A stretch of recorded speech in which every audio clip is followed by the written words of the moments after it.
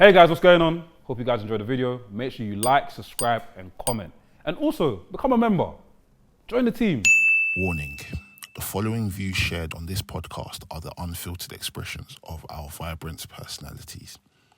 We are here to dissect the pulse-pounding world of pro wrestling, from the epic battles inside the ring to the captivating storylines that keep us hooked. Our discussions may venture into unexpected territories, from questioning the creative direction or analysing the artistry behind the suplexes and submissions. Please understand that we aim to entertain, educate, and engage. But please also remember that we are just merely fans and observers, and we are not actual wrestlers, journalists, or industry insiders. As we always say, by the Mandem, for the Mandem. Enjoy.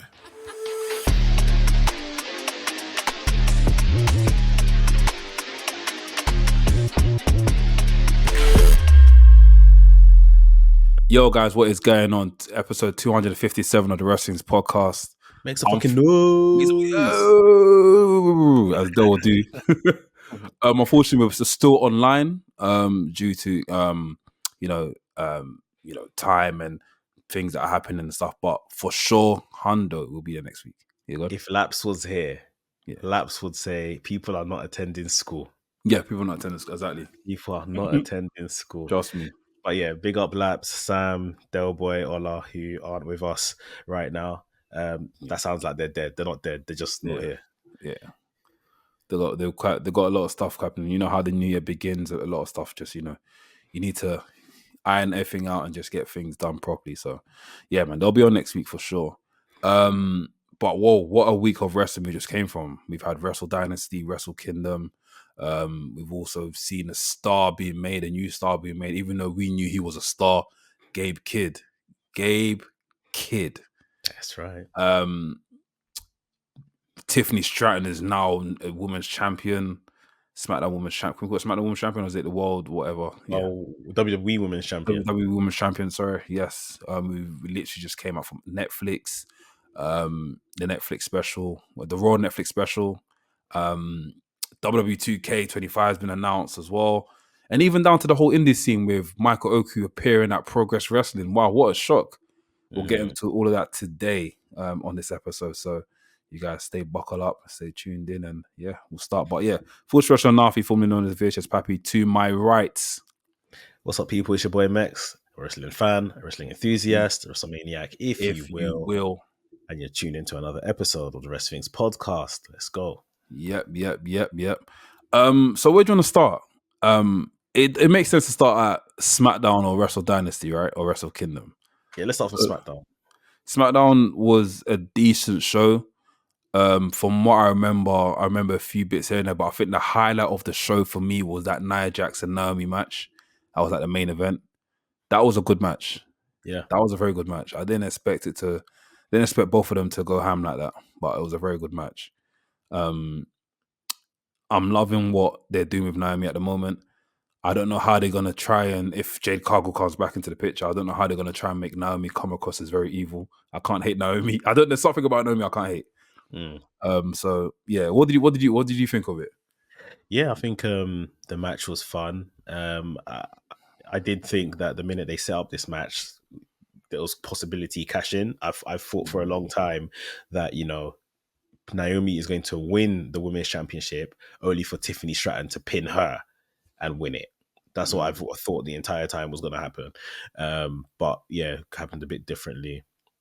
I think shout out to Nia Jax. Nia Jax has been fantastic on this her return to the WWE and winning Queen of the Ring and winning the women's world title or the WWE Women's Championship, and kind of repairing her public image and perception of her. No one's getting hurt.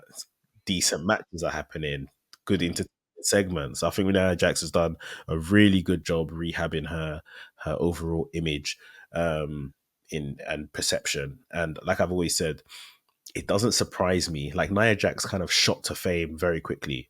Yes, it could be because of who her family are, but NXT, she wasn't at NXT for too long before Vince wanted her in the main roster because she, I guess, looked different to other women. Yeah. So, and Vince then just booked her like crap. So doesn't surprise me now that with Triple H booking her again, she looks like how she looked in NXT and looks dominating and great. Naomi is an interesting case because if she isn't the person that attacked Jade, I think it's still going to be very interesting to see when Jade is back. Does Naomi hand over the tag team title to her, or how we Conflict. happen? Exactly. So I think that in itself is whether Naomi did it or not is going to be very interesting to see how it's dealt with. And then Tiffany Stratton, new WWE Women's Champion, long time coming. You can see that they are so high on her. They think so much of her. She probably, do you remember that thing what was it on Instagram that she posted about black bitch? Yeah, black bitch. Yeah. That if anything probably slowed down her trajectory. She might have been women's champion before that, because I think she had a little bit of a discipline thing. Disciplinary, nothing's ever been mentioned apart from Tiffany coming out and apologizing, saying that she never heard the audio, she just saw the picture and posted it and all that kind of stuff, true or not.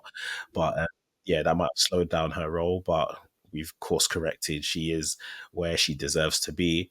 And Mandem was saying that the PC has not bared any fruits. I'm seeing fruits still. Oh, correct me if I'm wrong. Tiffany Stratton's from the Nil program. I don't think she's from the Nil program, but she's got early 2.0. Like she came in like 2021, I want to say. But she wasn't a wrestler before that. She was an athlete. She was a gymnast. Thank you. She was on the American gymnast team in 2016. Thank you. USA gymnast team. So she technically is someone that didn't know how to wrestle before. And obviously gymnastics and wrestling go hand in hand because of the actual whatever. But I think if I remember correctly, because I made a video about Tiffany Stratton last year. So I think in my research, I think I saw that she was doing some wrestling training before she got to the trial with WWE. But she's never been on the indies or anything like that. She may have just done a bit of training and stuff before coming to WWE. But yeah, man, she picked it up so quickly. Fast. And I think I was saying to Del the other day that this might be the quickest debut from NXT from someone that didn't have any prior wrestling experience to becoming a world champion effectively. Yeah. This might be the quickest ascent. This is more 3 years I think she's done this in. Yeah, I'm trying to think of anyone else, but I was going to say even Kurt Angle was a wrestler before. Yeah, Kurt Angle was an amateur wrestler. So Logan Paul was wrestling before collegiate wrestling. He didn't win the world title. He didn't win the world title, but yeah. But in terms of what you're just saying now, from zero to world title status. Yeah, I think she might be up there with the quickest. Yeah. So big up her. I mean, Ronda Rousey, you might be able to argue. Ronda Rousey, but she's still done combat. Yeah, combat. This is legit gymnast. This is legit artistic sports where you're doing, rolls and all that sort of stuff and flips. Different world. Different world. Yeah. Different world, but they meet in terms of what they do in the ring. So and stuff. Yeah. But that was a nice moment. That was good there. Do you see who's her WrestleMania match? Oh, Charlotte Flair. It has to be Charlotte Flair. It has to be Charlotte Flair. You reckon? And I think Charlotte Flair will do a good job of putting her over. As not putting her over, obviously she's over now, but putting her as this is the next, this is the person you meant to, Unless Charlotte Flair's like, Bonnet, I want to get another title. But I think it'll be that. Charlotte Flair's a shout. I mean, that's obviously a dream match that a lot of people are going to mention. Yeah. I'm just thinking, we don't even know Charlotte's trajectory as to when she'll be back. Maybe the Rumble. I think everyone returns at the Rumble. Everyone returns at the Rumble. Rumble is going to be... Yeah, if Charlotte comes out number 30 or it's number 29 or something. Yeah, it could be massive. Wow. Yeah, we'll see. But I think the women's side of things, in terms of singles, unless we get Bianca back into the singles division on SmackDown, Nia Jax is there. I mean, Chelsea Green is the US champion right now. Probably won't be vying for the world championship at WrestleMania. So they're maybe a bit scarce right now, even on the SmackDown side of things, for women's singles talent. Yeah. But yeah, we'll see. Yeah, we'll see. Jordynne Grace? Jordynne, that's a shout. Her contract ends this month.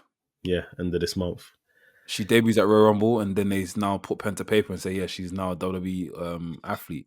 I mean, she's 100% signing to WWE. I'm just she's not going to NXT. She's not going to NXT. I don't think she will. I don't actually think she will. No. Maybe Tiffany Stratton versus Jordynne Grace at WrestleMania. That'll be sick. That'll be a great match. That's something. A big moment, fam. Mm-hmm. That's big. That's big. Tiffany, like we said, we were there in Philadelphia.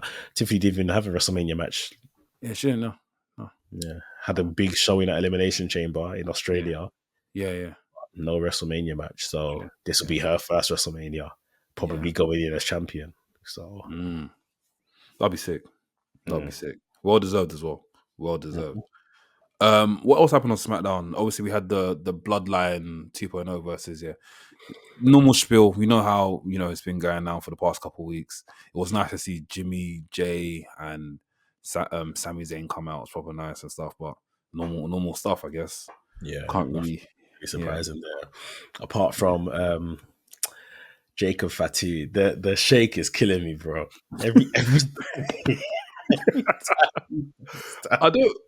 Is it like homage to the boogie? I don't know what like I don't know, bro. Like I've never seen, and he knows he's doing it now because he just thrusts it into anywhere. Yeah, man hit a moonsault even on Raw. He hit a moonsault or something, and it just gets.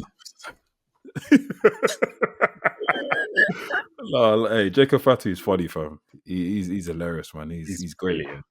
He's great, man. It's just I want to see him more single matches. Like hopefully this year we're getting more single matches where he's just dominating them, just beating people up. We'd love to see more of that. So we need to get him on the WrestleMania card. Maybe him versus bro. Do you know that's crazy? Do you know how crazy that is from the WrestleMania in Los Angeles where we're like to him, are you going to be part of the Bloodline? He goes, I don't know. I just got to give thanks to God. And to now be at the WrestleMania. Sensational. That is crazy. Sensational. That is crazy. 2 years later. Bro. From just wrestling in a backyard indie. Fam, on glass. There was glass on the floor, bro. On glass 2 years ago to main stage WrestleMania. That's why, guys, you should seek God first, and all shall be added unto you. Honestly, I forgot what Bible scripture that is, but seek God first, and all shall be added unto you. You see how the thing is saying, I love you, Jesus, every day? Come on, man. Look at him, bro. He's shining now, fam. But yeah, big up Jacob Fatu. That's proper nice. Proper nice to see. Anything else? Anything else happened on SmackDown? We had the stuff around the tag team titles. Oh, that was a good match. Machine Gun versus DIY. Yeah. That was a good match. Good match. Good match. Then it got spoiled. There was no finish. It was going well, and after the spoil, yeah. I think they got to circle around to Street Profits because Street Profits are the people that are gonna take the tag belts and probably hold them for a bit once they finish telling this story, and they're building up the Street Profits quietly. So that's gonna be what they do going forward, surely. Yeah. I feel like with the Street Profits, it's a thing where it's like these men physically can't move on until they get those tag team titles. A lot of guys are like, why don't they split up Dawkins and Montez Ford? But realistically, for them, it doesn't make sense for them to move on until they've got tag team go together. They've punched that in the book and they're like, bun it, we're going to go and do our own thing. And we can actually see both of them, obviously, over the past couple years and stuff, we've both seen both of them like improve in terms of in-ring and even in terms of speaking. Montez Ford speaks like a preacher now. I'm here. When he speaks now, I'm there. I'm seated.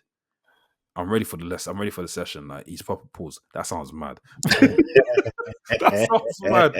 Holy smokes. But yeah, I'm ready to listen to what he's gonna say. So it's good. It's good that they're on this sort of journey where it's like, get the titles first.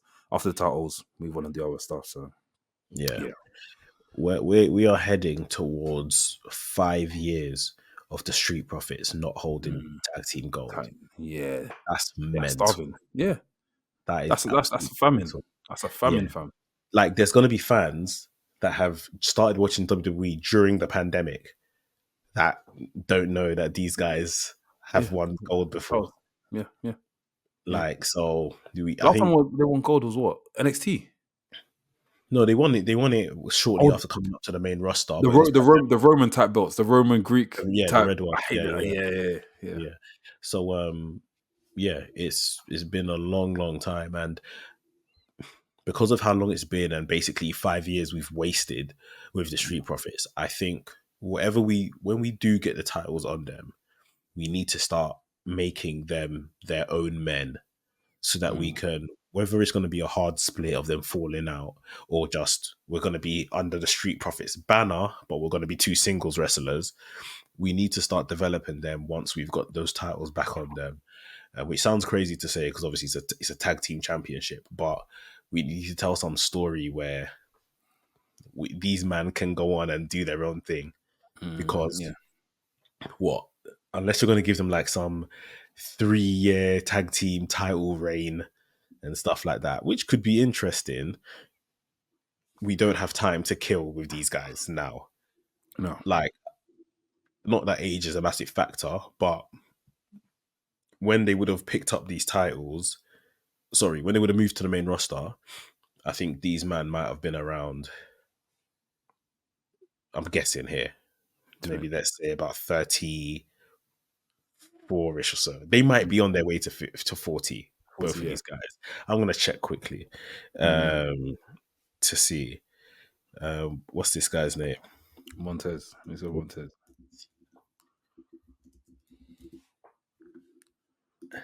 Angel Dawkins is 34. Yeah. And let's see. How old is Montez Ford? 34 as well. Okay, both 34. Okay, so they're both 34. Oh, wait, 34? They're younger than I thought they were, to be fair. So, and I think Bianca Belair is probably about 30. I think Bianca Belair is 35. Oh, Bianca Belair is older than them, I think. She's older. Oh, wow. How old is she?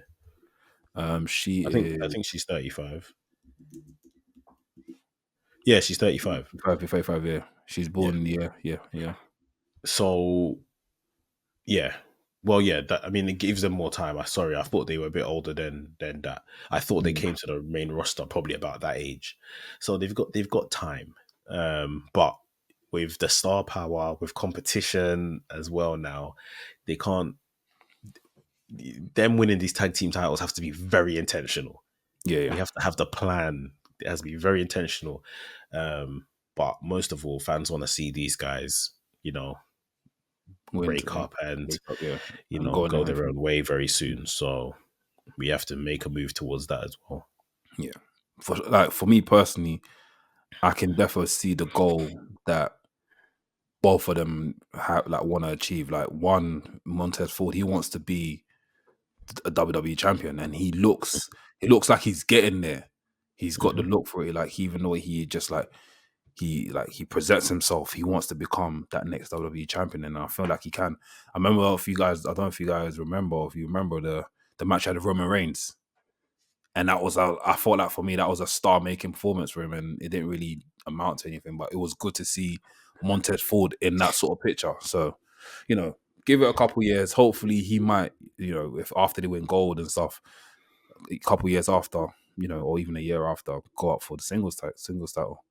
And they both split up, This is a good question, a good debate, right? Now, there's an obvious answer if I asked you, like, right now, today, the question I'm going to ask you. But let's take it back to about 3-4 years ago, if you can remember. Swerve Strickland, Montez Ford. Who's better? 4 years ago? Yeah. By the time Swerve was like maybe just coming onto the main roster with Hit Row and stuff like that, and then maybe where Montez was then, like, who would you say was better in terms of maybe more so world champion caliber then? Obviously, now the answer is Swerve, and Swerve has proven himself at that level. And, you know, what I'm trying to get at is that Montez can look at a Swerve now and be like, I can do this. So, Yeah, absolutely. but then, I mean, people would have said, yeah, Montez has world champion caliber. People always say that. But then, did you think that Swerve was below Montez or Montez was below Swerve?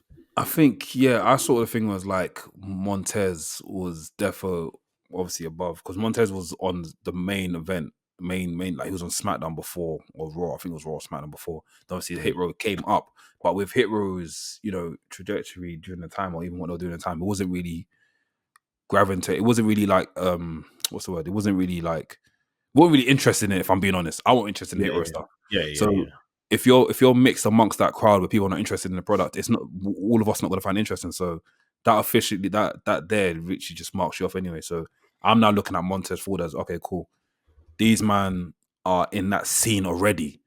These men are coming to the scene, but their character, what they've got going on, I'm not really feeling. So already Montez Ford and Dawkins are definitely going to look better than Swerve looked. But now Swerve Strickland, with the muscle he's put on, with the personality he's got there, with the wrestling matches he's had, with how he's conducted himself, and, you know, him releasing music and whatnot, and just being there in, like, within the culture the way he is, bro, it's a given. Sir Strickland is one of the best out there. I'm even gonna add that the black wrestlers on it. He's the best out there. 100%. He's one of the best out there. Like, people are beginning to turn around and change their opinion on Ricochet, and how Ricochet is kind of, you know, pictured right now and framed in AEW and stuff. But again, a lot of that credit needs to go to Swerve Strickland, because what Swerve Strickland is doing for Ricochet's character right now, and kind of allowing himself to be the guy that Ricochet can get one over, you know, attack with scissors and all of that kind of thing. Like, Swerve is being really selfless here. So Swerve done the classic kind of, and I don't mean this to start a war or be tribalistic or anything like that. Say it. And obviously he got released from his contract, so it's not like he left WWE under his own volition. But Swerve done the, I'm gonna go backwards to go forward. Yeah. And it paid off tenfold. Yeah. Like, he went to a place that even when he got there, they put him in a tag team with Keith Lee. He wasn't really on TV a lot of the time. And then something just happened. A switch just came. And then, this guy started moving mad, you know, became undeniable pretty much in 2023. By 2024, man was champion. Like, so Montez, I think, more kind of innate. It's really hard to say, like, who's even a better wrestler and stuff between the two. Like, I think, to be honest, I think Swerve is a very good. Or between Swerve and Montez. Yeah. I think Swerve is a really good wrestler, to give him his credit. Yeah. And I think even package wise, he's got it down to a T. Matches go down to T. But I feel like with Montez, when Montez has singles matches, he shines. Yeah. Let's be honest, he shines, and that's what we probably need to see more. But with the way tag team wrestling is, that's something we rarely see. So maybe if once we do see more singles matches, then we can now, you know, judge it properly, or even just say, you know, they're both great at what they do. Do you think, because of their wrestling schooling, their wrestling upbringing, Swerve grinding, indies, etc., Montez through the performance center, do you think Montez's wrestling looks like manufactured? Like, it looks like WWE. It looks like a WWE built wrestler. Okay. Rather than it doesn't really do too much. Like, for example, Swerve can tap into that indie bag when he can with certain moves, like a kick that he does, but he does a kick a different way. He's selling how he reacts under pressure. with certain things. Like, for example, he's busted open, but he's still trying to get that last scrap to the match, and he gets it. But with Montez Ford, it's that whole, like, you know, wrestling within that WWE bubble where it's like you're doing certain things, but you're also winning over the crowd and doing great, but you're wrestling like a WWE wrestler. Yeah. I think Montez, for the record, wrestles very well as well. Yeah, to be honest. Yeah. But yeah, Montez, just long story short, just has to kind of look at himself and be like, right, I've had a couple of these breakout moments. You mentioned the Roman match. There was Elimination Chamber a couple of years ago. Elimination Chamber. And Yes. after that, nothing really followed up. You know, I can see Montez as well being someone that is like, I want to speak out and get my opportunity and shake the table, but I don't want to mess up my wife's bag because my wife is the female face of this company. Like, you know, so not that he's happy to play second fiddle, you know, but I think that he's happy to play second fiddle for his wife. Yeah. And we saw that in the documentary that they put together. Yeah. Which is a nice kind of selfless thing to do. But this guy has a lot of potential. And when we're seeing someone like Swerve, who utterly deserved his opportunity at the World Championship and the top of the card, Montez got to be looking at that and thinking, boy, like, when is mine coming, sort of thing. If I just go back to the age thing, Swerve can't be off these man's age. No, Swerve's probably... Swerve is 34. 34, okay, cool. They're all 34. Same age. Yeah. So, yeah, it's there. He's just got to take your chance when it comes, I guess. Yeah, absolutely. But yeah, that was SmackDown, man. SmackDown was a decent show. It was nice. Okay, watching it on YouTube really annoyed me because knowing what we got on Raw with the whole no ad breaks. I can't lie. I can't watch wrestling with ad breaks anymore. I can't. I need to be hearing Michael Oku throughout. You got what I mean? So yeah, Raw was a bit hard to watch on the YouTube, but SmackDown. Nevertheless, SmackDown. Sorry, Raw. SmackDown was good to watch on YouTube, but yeah, the ad breaks are a bit annoying. Like, it's just a pause and the music comes in like after like 10 seconds before it's about to go off. But yeah, that was SmackDown, man. Any sort of predictions for this week's one? Obviously, this one's going to be our first one on Netflix. I don't think they're going to do anything special, but it's also WWE's first. It's also SmackDown's first time on the USA Network, which has never happened before. So, do you reckon we're going to be getting anything, special? Anything like, I haven't planned. They haven't released anything, have they? No, they haven't. Obviously, we've got a new women's champion. Cody will be there. Cody and Kevin Owens have got this ladder match now at Royal Rumble for the WWE Championship, which will be brilliant. I hope they turn it into like a Ring of Honor ladder war match where they... Have you seen those Ring of Honor ladder war matches? Was it like bare ladders around? The ladders are like scaffolding. It's like that. They're building scaffolding with ladders. Wow. Like, yeah. And Kevin Owens loved the ladder war match. He had a great ladder war with Sami Zayn and El Generico. I've seen this. I hope they turn it into that. So yeah, I think they're gonna have to build that. And obviously they had an interaction on the Raw episode on Netflix. So yeah, there could be some good stuff going into Raw SmackDown this weekend. One thing I will say though is SmackDown with 3 hours felt long. Yes, it did, and the adverts as well made it even longer. It felt long, like, and for me personally, because I'm always doing something when I'm watching wrestling anyway. So I don't care if it's 2 hours or 3 hours because it's just filling time for me as accompanying me as I'm doing whatever. But this felt long because it looked like they wrote a 2-hour show, but then had 3 hours to deliver it. So we made things just be a bit long and plodding and stuff.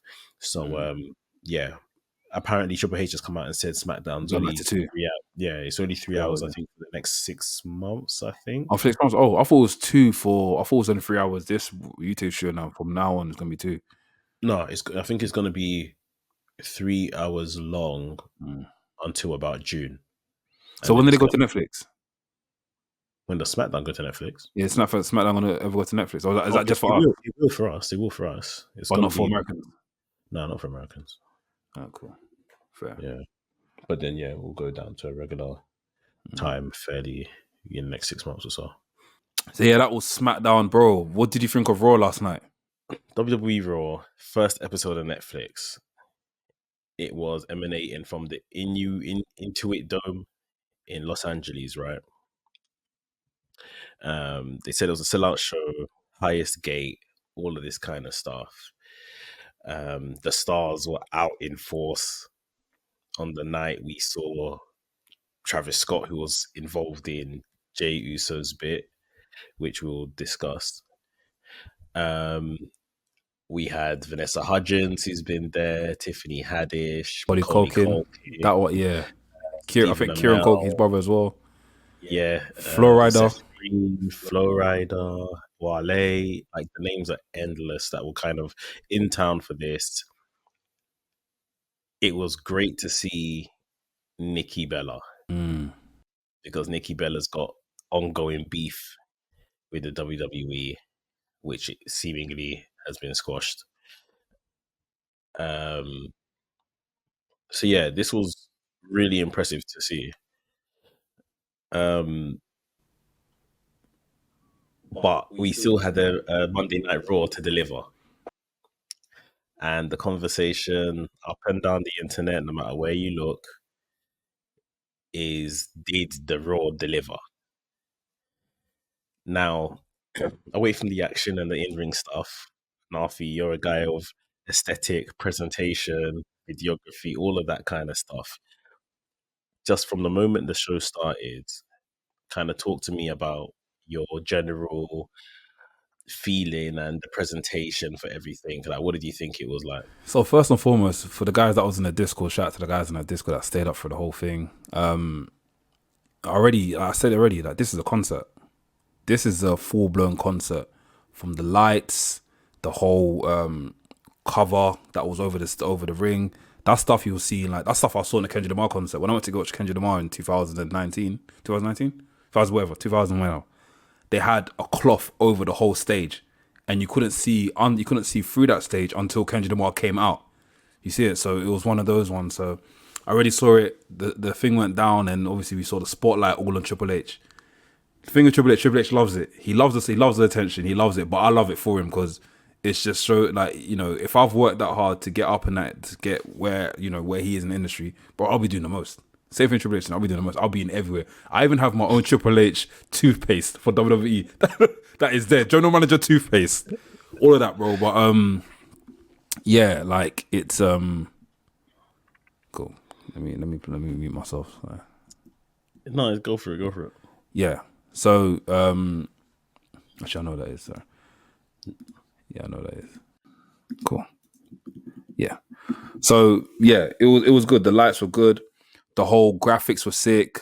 One camera angle I didn't really like was the drone that was going around. It was a bit clunky at times. We didn't need it, but I'm guessing it's their. You like that, don't you?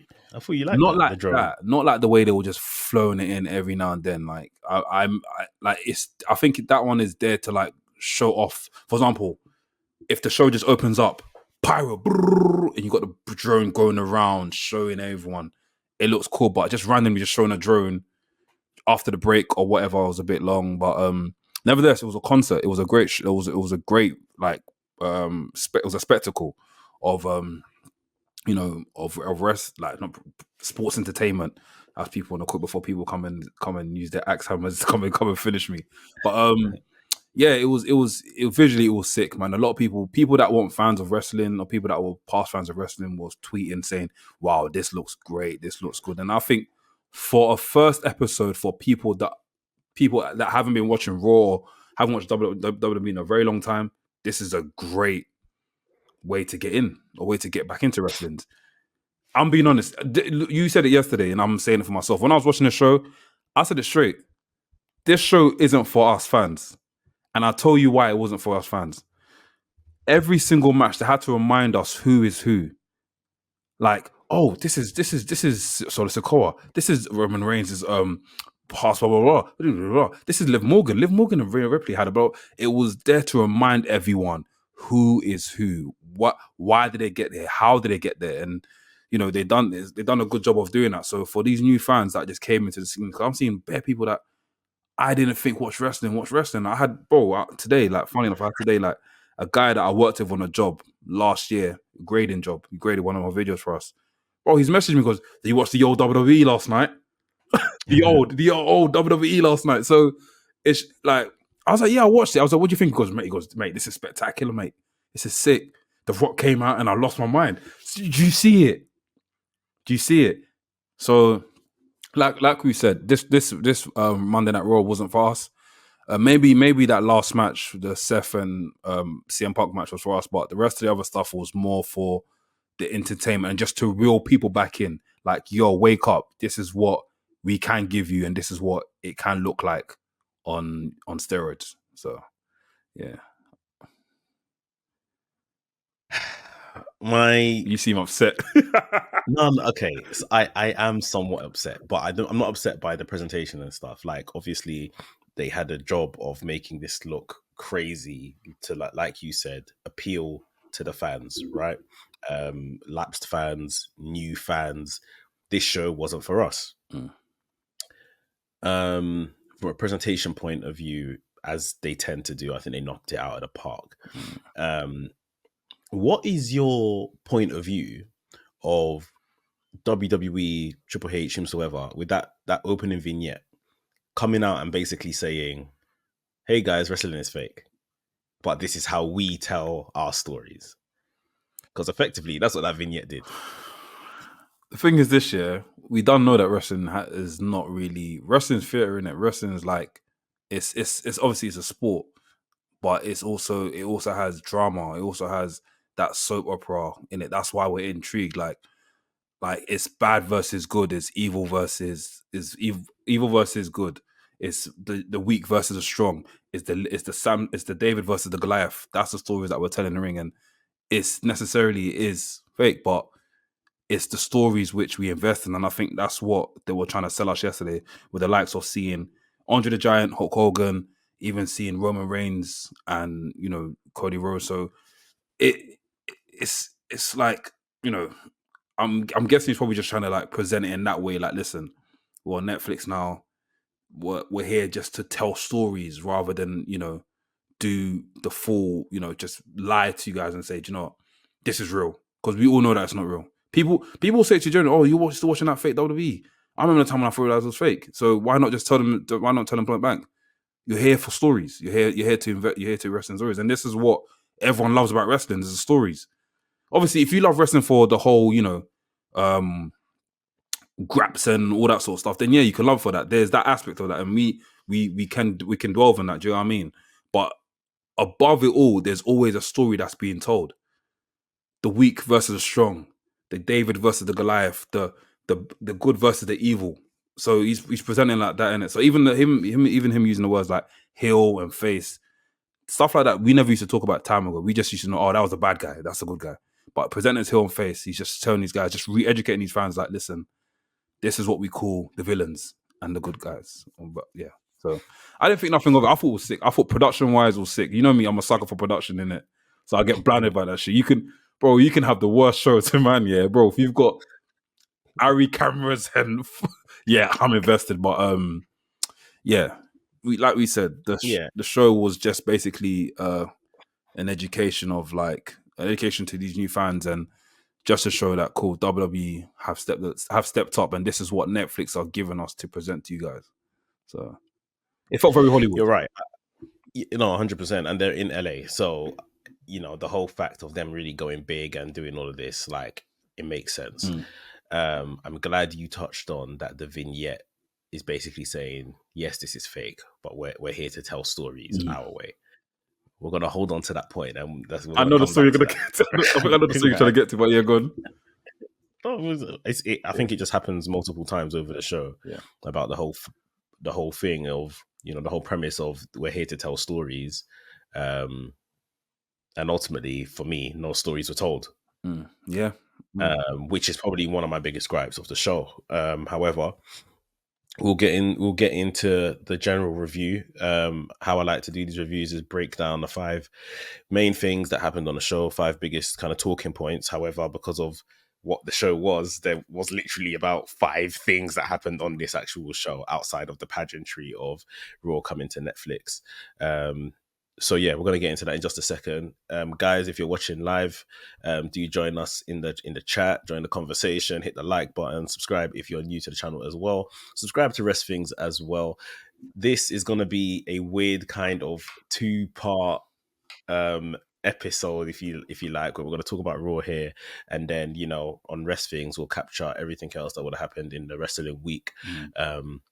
So make sure you're subscribed to WrestThings so you can get all the updates and what we think of everything else that happened in the week. But today we are here to talk about Monday Night Raw from Las Vegas. It was on Netflix, if you missed that and didn't know.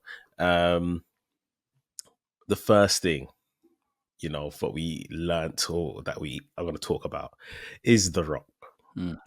Let's get to that. Oh, as I've coined it, it was Dwayne Johnson, because he came on some corporate mission where he was dressed as the final boss, but really and truly, he wasn't the final boss on the night. He came to do schmoozing, as they call it, and, you know, big up all the big wigs and, you know, hi Netflix, hi Ari Emanuel and TKO guys and all of this kind of stuff. Thank you for giving the WWE a chance on this platform. He put over Cody Rhodes, who I was genuinely happy that he put over, because I think Cody Rhodes, hear me out, I think Cody Rhodes deserves that, you know, thank you and everything, because Cody Rhodes is outstanding. And for The Rock to kind of give him that praise on this platform, a man that was responsible for putting together the competition in the last 5 years or something, and now he's here in WWE, like, it really does tell you the story, the journey that Cody Rhodes has been on. So I liked the fact that Cody Rhodes got his flowers. Let me rephrase and put it like that. I love the fact Cody Rhodes got his flowers. Given everything that we've been through in the last year, should that have been coming from The Rock right here on this stage? No way. For him and Cody Rhodes just appeared and was like waving and got his kind of 5 minutes of fame. The Rock even said, you know, say hello to Mama Rhodes.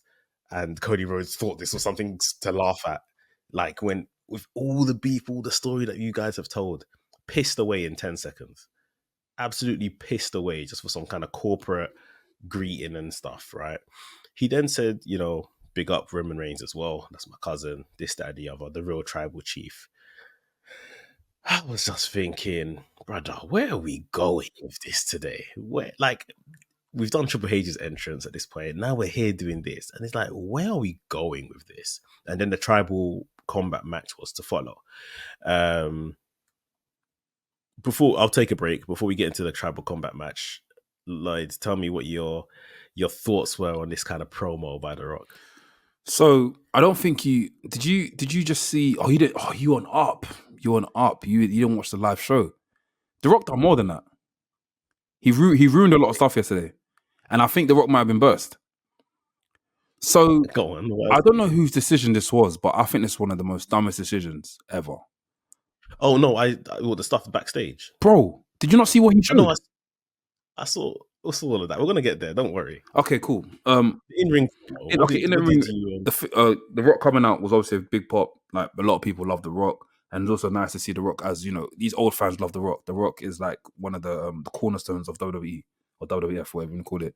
The Rock coming out and doing the whole thing. So what I said yesterday was that after the whole promo, I said, bro, this don't feel like the final boss. This feels like the boss. It feels like a normal, like, it feels like The Rock is just like, strip everything back, come out and just say whatever. The Mama Rose stuff, the Cody Rose stuff, is in a way it's slyly good for Cody Rose because it's like, again, for these new fans, they're I'm sure they're probably thinking, who is the guy to look out for in WWE right now? Roman Reigns, one. Who's the next guy then? The Rock is just giving you the next guy. Cody Rhodes is the guy you should be looking at now. This is the main guy. This is the guy that held up WWE during those crazy times, or even for the last how many years that he's been there. This is the guy. So that's good. A part of me feels like, actually no, we'll get to that. But yeah, it was. I don't know. I don't know what that promo was. Maybe the promo was just to open the show and just The Rock just strip everything back, even the whole beard. Like he just looked like he was like, don't know. It didn't feel final bossy, and that's what I expected when he came out. Even with the whole music and all that sort of stuff, like even the fact that he gave his belt away, the People's Championship. I'm sorry, I get to give it to his kids and stuff, but bro, he gave it away. So that's really showing us that, bro. Yeah, I might not wrestle again. It's done. I'm just gonna hand over now. It was very like we saw the Rock come out during Bad Blood, at the end of Bad Blood, October. He saw Cody. He saw Roman Reigns in the ring. He does the cutthroat, and you think, okay, we're still, pushing this story forward. It may not be clear what direction we're going in, but all roads lead to either Cody and Rock or Roman, or all three of them in the ring together. Cool. And then this is the next time we see him. And even before this, obviously on social media, he had done the whole "I'm the High Chief" stuff, blah blah blah. I'll be at Raw, etc. etc. I genuinely don't mind if he does all of this, if he comes dressed as The Rock in a vest and his pants and comes out maybe with a leather jacket on top, his usual look, or a suit with no shirt on. Like, I don't mind if he comes and does all of this. If we can clearly see this is The Rock as opposed to the final boss. Like, I think we can give him that leeway if you do that. You've come dressed as the final boss, and you've given us some corporate spiel. That's the only thing I can call it without cussing. Like, some corporate spiel, and you've pissed away the story of Cody. The Cody Rhodes story is gone. It's dead. It's dead, yeah. I think that was pretty much, for me, I'm not going to be at WrestleMania. Maybe the next WrestleMania I do, it will be me versus Roman. The Cody Rhodes thing is dead and buried. It's gone. And I just feel like even if it was not going to happen and there was no payoff, you could wrap it up better than, oh, hi, Cody. Cody's great, everyone. Hey, everyone. Cody's great. Cody's our guy, blah, blah, blah. And then, like you said, greeting backstage, drinking tequila with each other backstage and all of that kind of stuff. And I'm just thinking, you have pissed away one of the biggest stories that could have been told here. Bro, it got worse. It was when he showed Roman and Solo Sikoa backstage together. Oh, yeah. We saw that on the IG Live. Yeah, bro. Yeah. And Sami Zayn was there. Yeah, Sami Zayn was there. Bro, I'm sorry, man. Like, I would have said, no, bro, we need to protect the business. We're showing too much. We're showing too much here. Lock it off. I think to a degree, it's a bit self-indulgent. Like, you want to come and capture all of this and make your social media pop in. But to what degree? Like, look at all the stuff you're sacrificing. We've literally just seen, you've called Roman the tribal chief out there. And then we see you backstage hugging Solo. And saying, well done, Solo. Where's Roman? Well done, Solo. Where's Roman? Solo's like, it was over there, man. Yeah, it's now, granted, at the same time, they've just told us this is fake. So are we allowed to be that annoyed? Cool. Fake. Fake. Movies are fake. But the story needs to be told. Like, we still need to continue the story, bro. We still need to continue the story. Don't give us spoilers yet. Wait for the film to finish. After the credits, that's when we can start seeing spoilers and Easter eggs and seeing all this sort of stuff. Right now, we're still in the movie. We don't know what's next for Solo Sikoa and Roman Reigns. The stuff This they is showed it. yesterday And could have been behind the scene footage they used for WWE Netflix, the Netflix special, the night of yeah. the night of the biggest one and the blah blah blah. But bro, Mm. we saw all of that yesterday. And I was like, even seeing him and Drew McIntyre. Drew McIntyre's got a serious match against Jey Uso. I don't want to see Drew McIntyre smiling for the match. I want to see this guy training with the with the rubber thing, fam. Like just training and looking up. Like, come on. Rhea Ripley, that's what you saw Rhea Ripley there, and you're there hugging Rhea Ripley. Come on, man. Like, bro. I wanted to kind of go with as you do for social media, you're looking for your catch lines. And I don't really like doing the overly clickbaity kind of stuff. But I was moments away of a short of something I filmed earlier today of just calling it straight up that The Rock ruined this for me. He ruined this Netflix debut show, whatever. Like he single-handedly, everything else to a degree I get and understand, and it wasn't to my taste per se, but you get it because of the occasion. But this man single-handedly ruined a lot on this show, like just through maybe trying to get himself over. I've seen people saying that obviously his last film, Red One, didn't do too well. He's coming back to a place where he can get love. That's why he wants to be a baby face and all of this kind of stuff. Listen, after all, The Rock is a human being, in it, like, and we all love to be loved, but this is to the detriment of the product. So what I saw yesterday it's like to the detriment of the product. To move things along, we got this tribal combat match.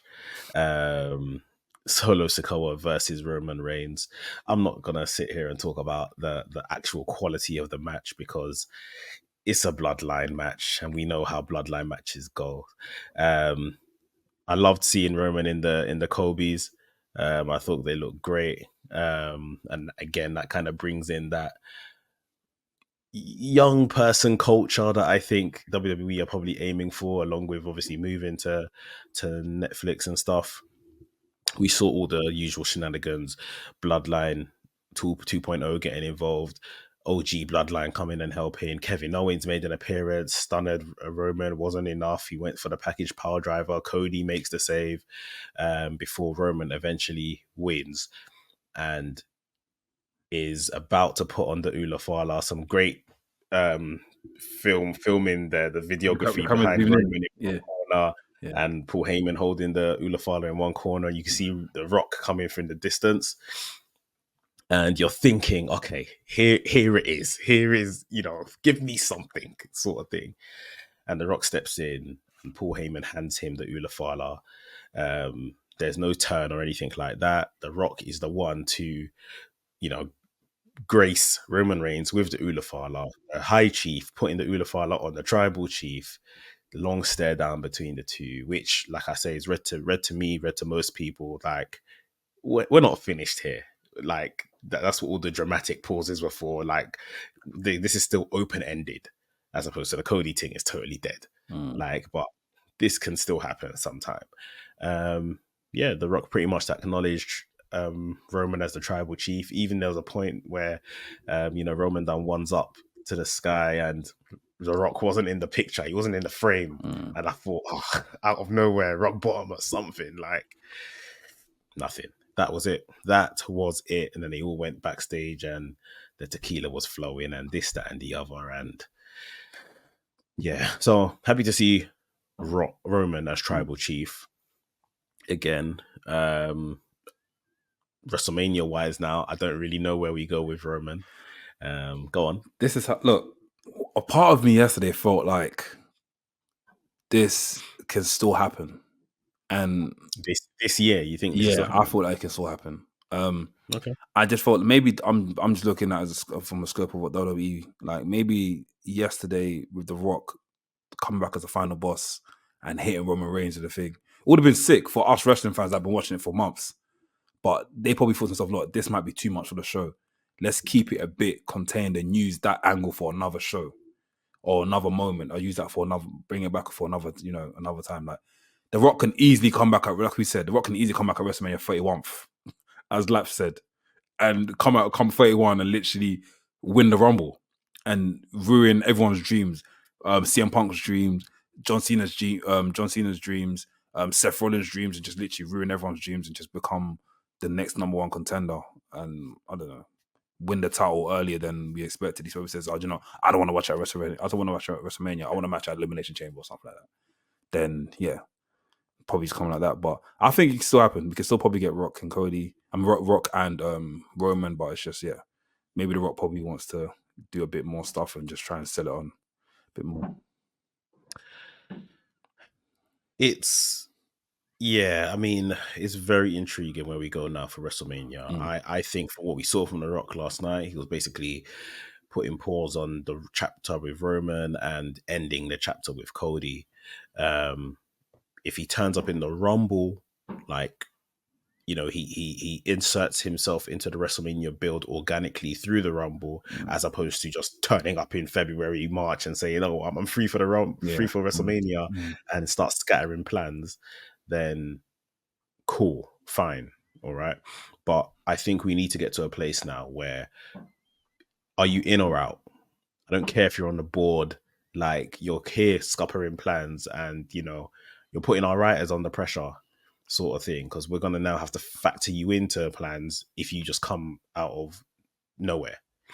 Apparently he's shooting Moana stuff in April, retakes of the live Moana film they're doing. So for me at this point, if he's out, fine. Like, we were privileged enough to see The Rock live last year. Privileged twice. Yeah, exactly. So it's kind of ticked the box for me. So if we need to move, we've got a very talented roster. Let's move forward with them. And the Rock wasn't. He doesn't need to factor for me at this point. In the Rumble or anything in general. Anything towards this build, the WrestleMania build. I think we've done it. We've ticked the box with him now. So I saw rumors today that the Seth and CM Punk match was initially planned for WrestleMania 41, as well as the Liv Morgan and Rhea Ripley match was planned for WrestleMania 41. So with that now happening yesterday, like what is that like? How do we now book WrestleMania now? Is everything's going to now revolve around what happens at Royal Rumble now, which is kind of like obvious, but we'll get to them. We'll get to those people because they were obviously all involved on the night as well. I thought you were going to mention, because there's some rumors that the WrestleMania match is going to be Seth Rollins versus Gunther. Yeah, I saw that, and I was quite surprised. I think I told you last week or so, but I don't expect Gunther to get to WrestleMania as world champion. That could be pretty interesting if that's what they're going to do. But yeah, we'll talk about it when we get there. We'll move along a bit. We obviously, the second main thing from the show, we had the John Cena appearance. He's back now on his farewell tour. I think nice to see Cena. You know, the guy resonates with a lot of people, generations, old, young, everything. Like, a lot of people love Cena, so it was good to kind of see him in his usual babyface cookie cutter kind of way. He talked a lot of sense. He came out and said, you know, I'm on this streak, 2,000 or something days, no wins or anything like that.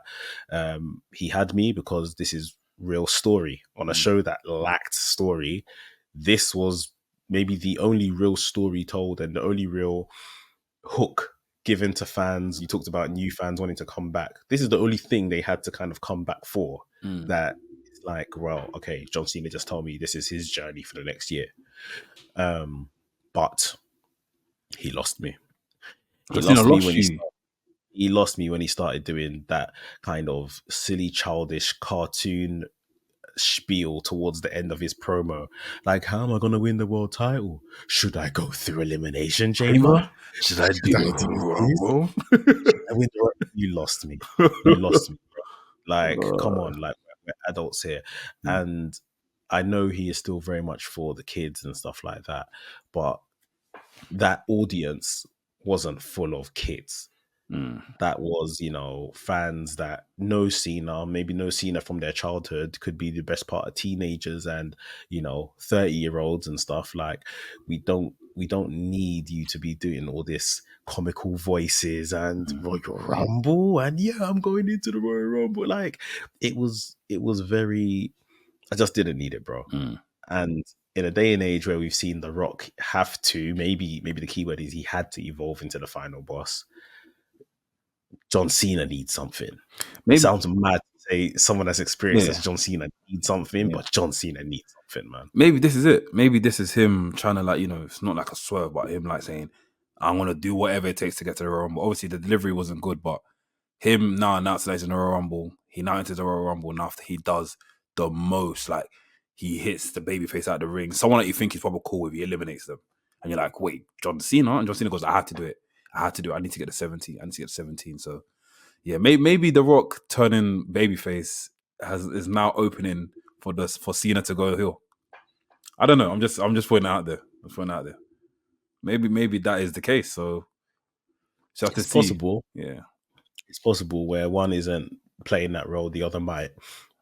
It's very possible, but yeah, I think even like you just mentioned, even if it's just Edge, I'm not here advocating that he needs a whole heel turn and start cussing and stuff like that and comes dressed in black every week. Like I'm not saying he this that, but if there is a level of desperation and you start seeing him do some questionable things in the Rumble to ensure that he wins it, questionable things along the road to WrestleMania, then there needs to just be an advancement of character.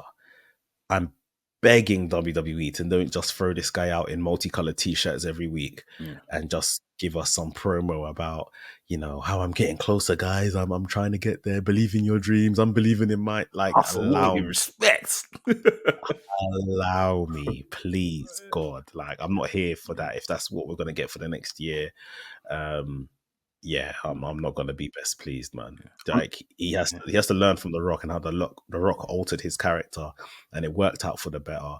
And whether he didn't want to do it during his career because of other commitments and stuff, it's time. Like, the farewell tour is now, so let's do it.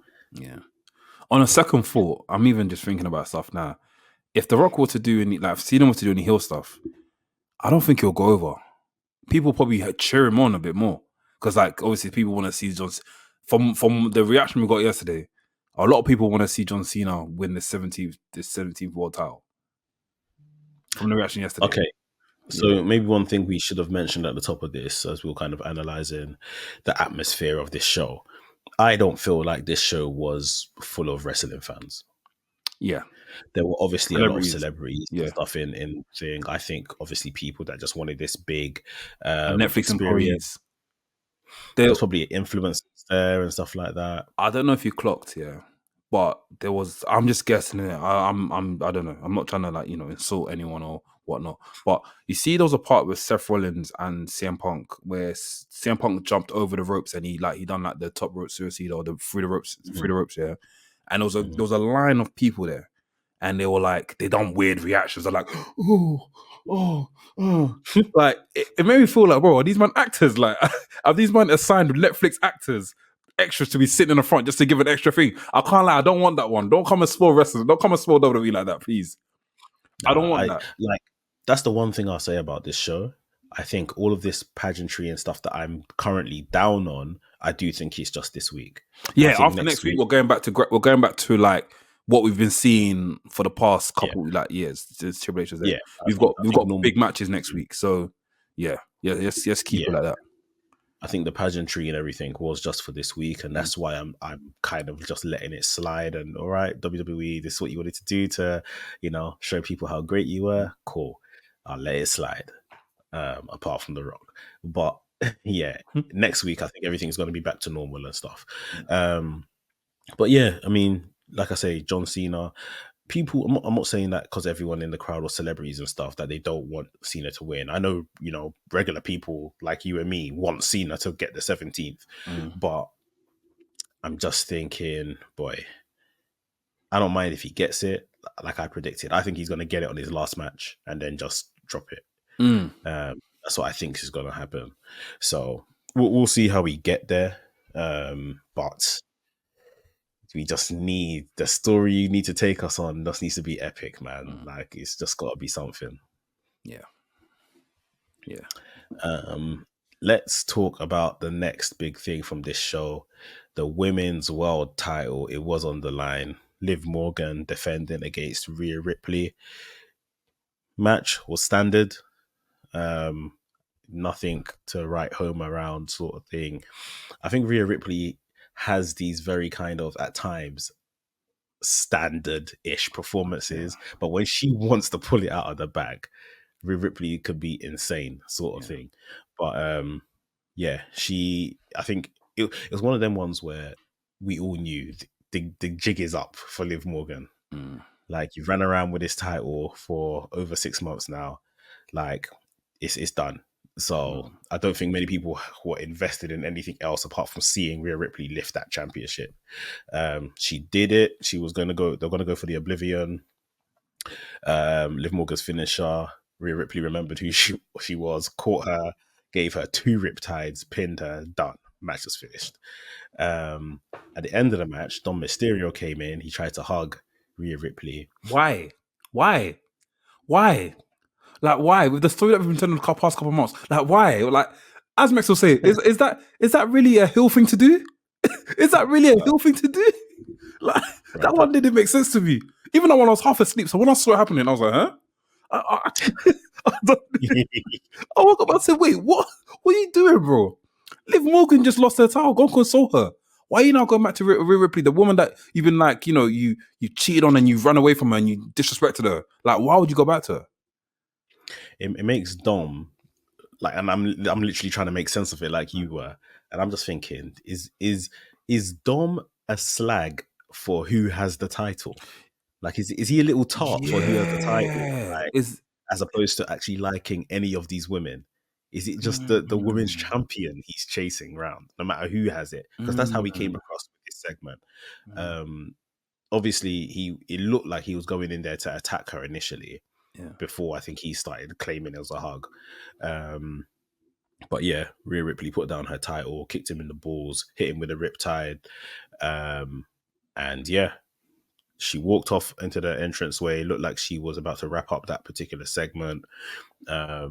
Ricky Rara. Undertaker's gong. Undertaker's gong here. Undertaker, the American badass Undertaker, Mark Calloway. He came out on the motorbike, came down to the ring, rode around the ring, went back up the entranceway. He done the Brothers of Destruction pose with Rhea Ripley, which was pretty cool. And I thought Rhea Ripley's going to jump on the back of his bike and they were going to go off together, sort of thing. My wife is here. You can't do that. You got to step off. But yeah, there was none of that. And he left Rhea Ripley to walk back with her title. So again, for me, yes, they've just done a title match. They've just done a title switch. But opportunity for someone. This could have been Becky Lynch returning. This could have been Charlotte Flair returning.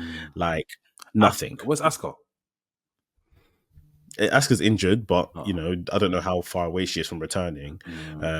Same with Charlotte Flair, but you could have done something here, like, because we knew Rhea Ripley was going to beat thing, but instead they chose to put someone on TV, which of course, again, the casuals know in The Undertaker. They know, oh wow, that's The Undertaker. I haven't seen him since I was 12 or whatever. Like, but Undertaker's not going to be there next week. No. So what story are we here doing between Rhea Ripley and The Undertaker? Like, it's another missed opportunity for me personally. Yeah.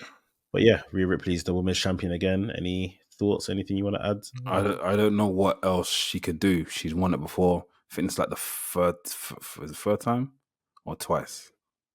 I mean, as this title, this iteration, I think this is twice. But of course, she's been Raw Women's Champion, SmackDown Women's Champion, and all this stuff. So yeah, I don't know what else she can do. Like, she's done what she needed to do, and the fact that she's still hanging on with Damien Priest, I don't know. The whole Judgment Day thing needs to probably fizzle out. I would like to see a program with maybe Raquel Rodriguez, Rodriguez and Rhea Ripley on a serious level, like something that we'll see in NXT. I would love to see a program like that, whereas like Raquel Rodriguez, like Liv Morgan, I can't lie, you didn't really finish the job. I'm gonna go out there and do it myself, and I'm gonna become a champion. And somehow she overcomes it, and she becomes a champion, and she has a good run, whatever. But I love to see that.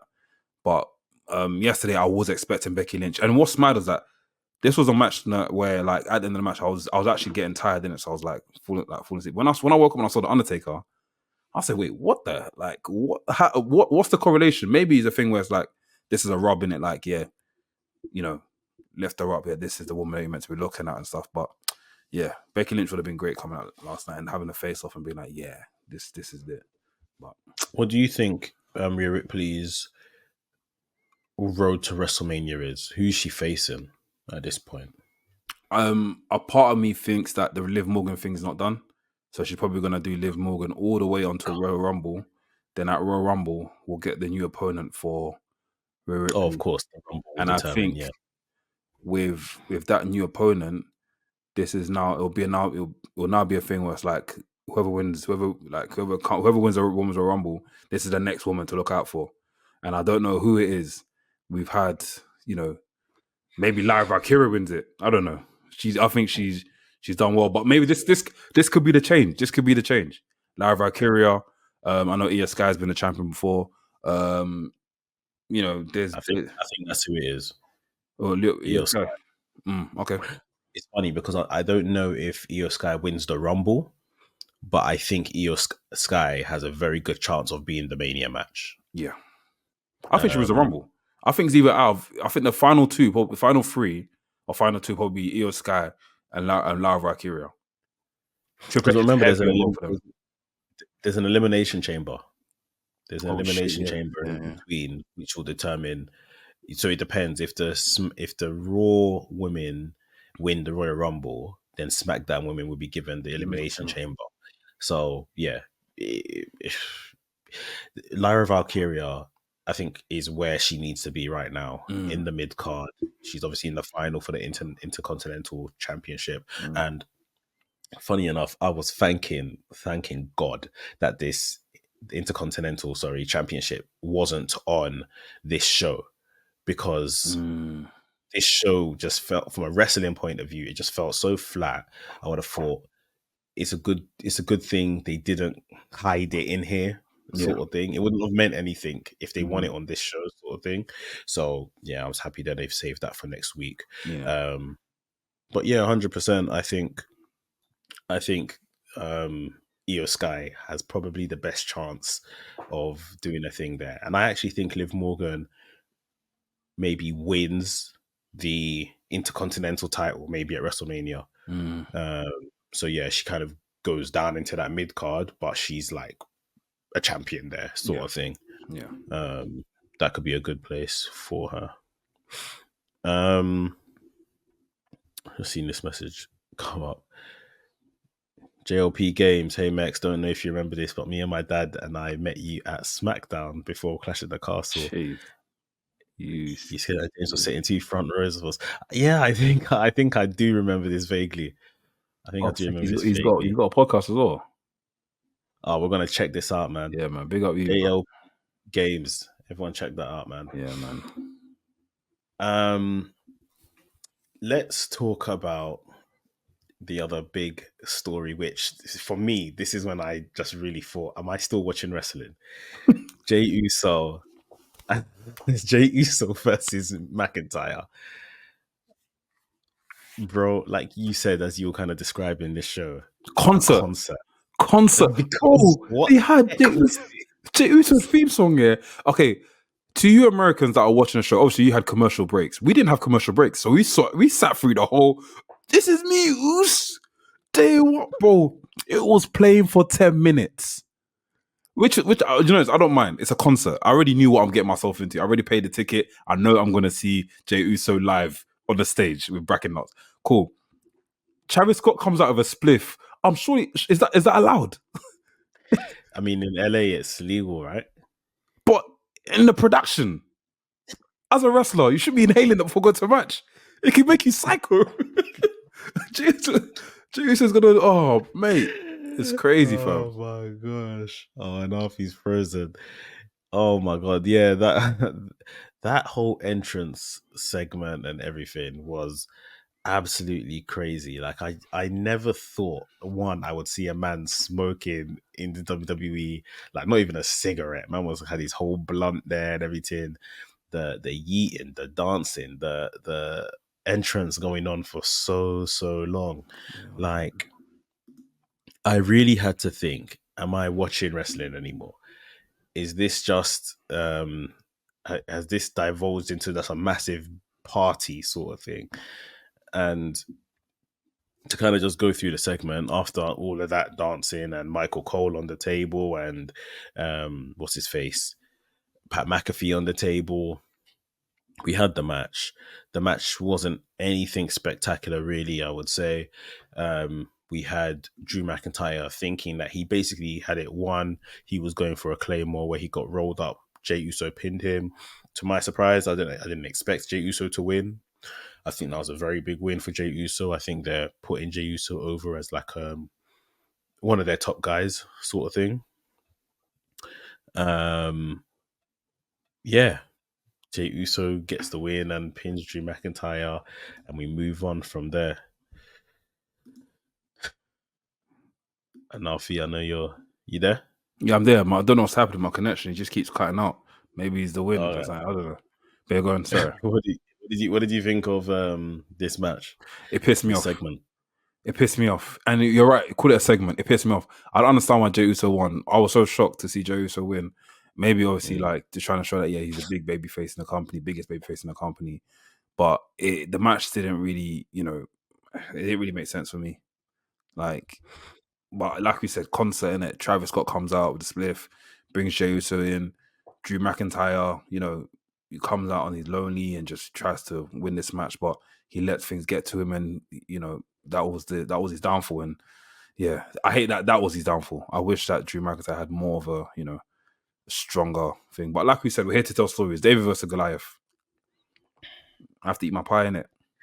No story was told here, man. I'm sorry. That wasn't the story. I mean, in terms of Triple H, what Triple H was saying, Hill, David bad versus good, yeah. But yeah. Like obviously they did tell somewhat in this story that Drew McIntyre was the big guy that was dominating and all of that kind of stuff against, I guess, the underdog Jey Uso. But like, yeah, it's like even Drew as the bloodline hunter, bro. The entire bloodline were backstage. Good bloodline, old bloodline, new bloodline. They were all there backstage. We never got no like backstage action, no backstage story of him carrying out his gimmick, carrying out his threats of, I'm gonna kill this person, and work my way to Roman. CM Punk backstage, you didn't do nothing.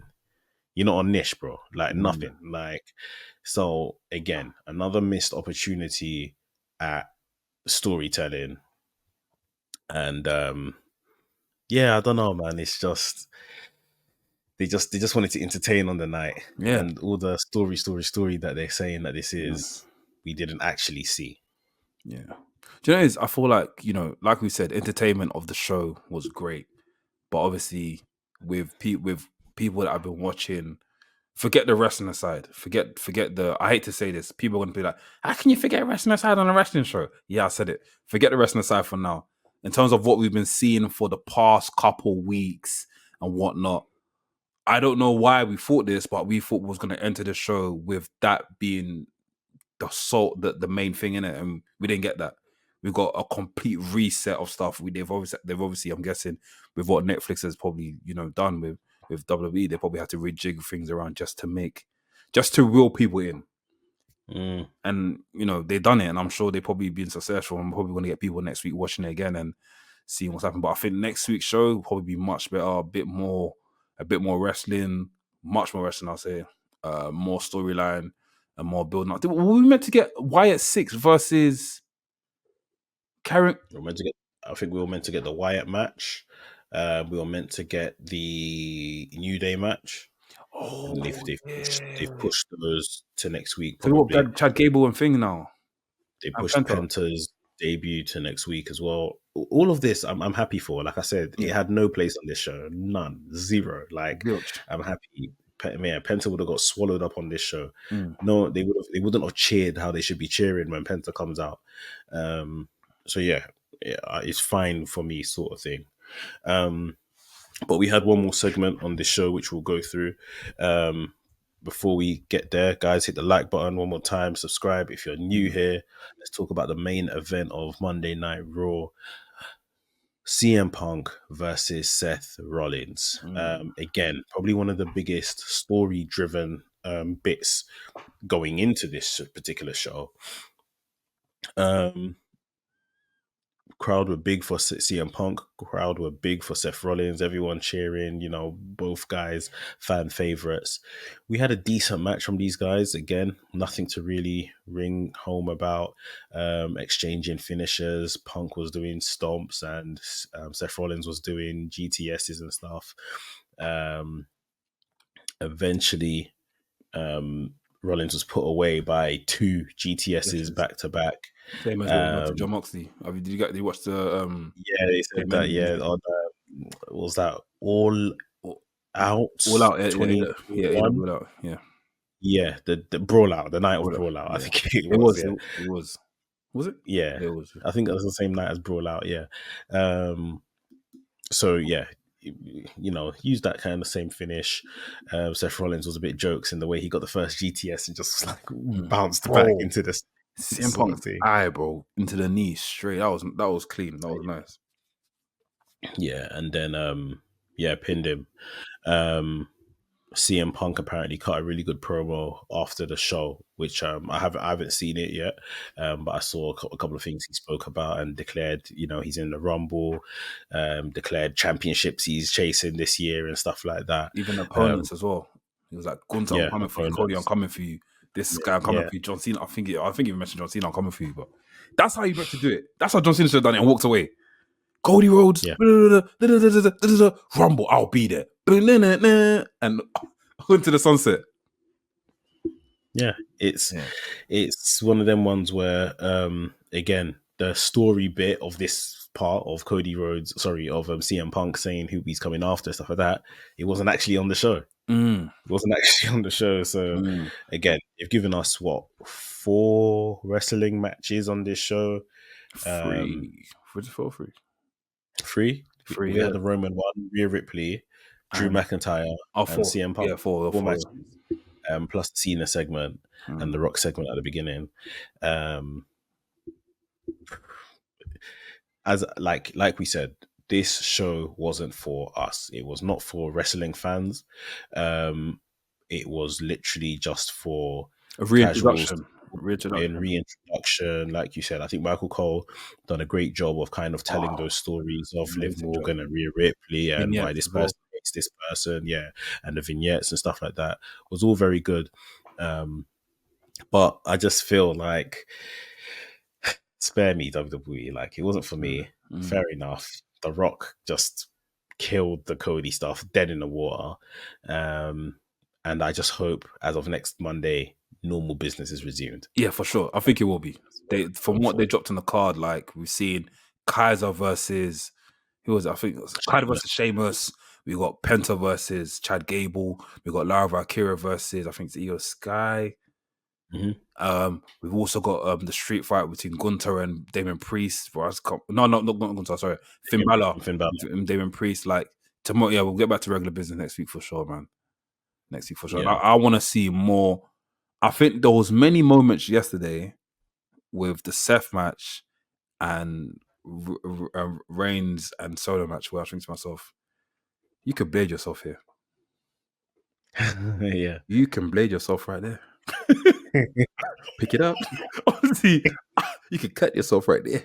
Well, obviously, in the end of the Seth and Punk match, there's a bit of blood and thing in Seth's cheek, but I feel like now we're stepping into Netflix territory.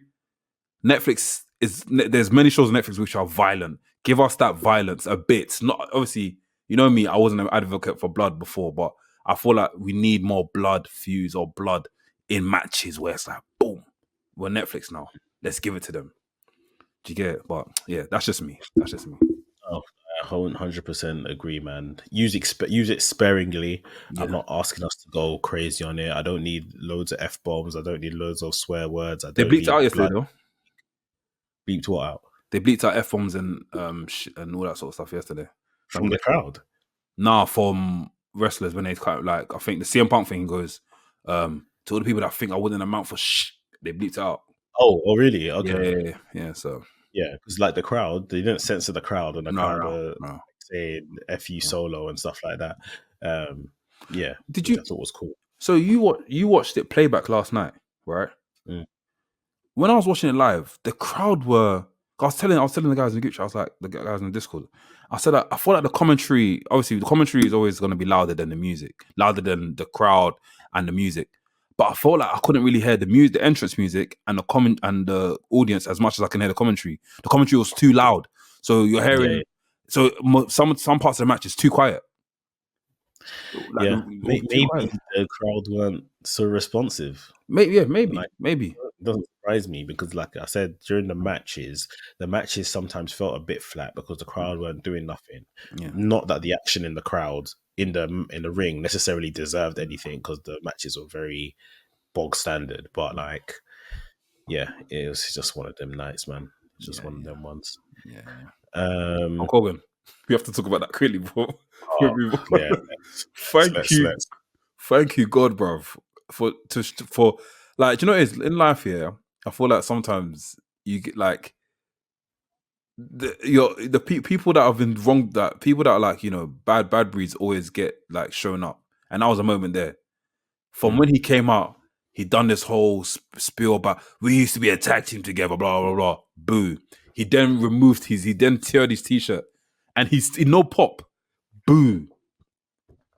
I think it's time for us to remove Hulk Hogan now. No more. It's done now. He made Netflix get booed with him saying, "Oh, now my tag team partner is Netflix." Everyone boo. Like, it's bad. That's not good, bro. It's stupid. It's terrible. Like, WWE recently just had what was that show? Saturday Night Main Event.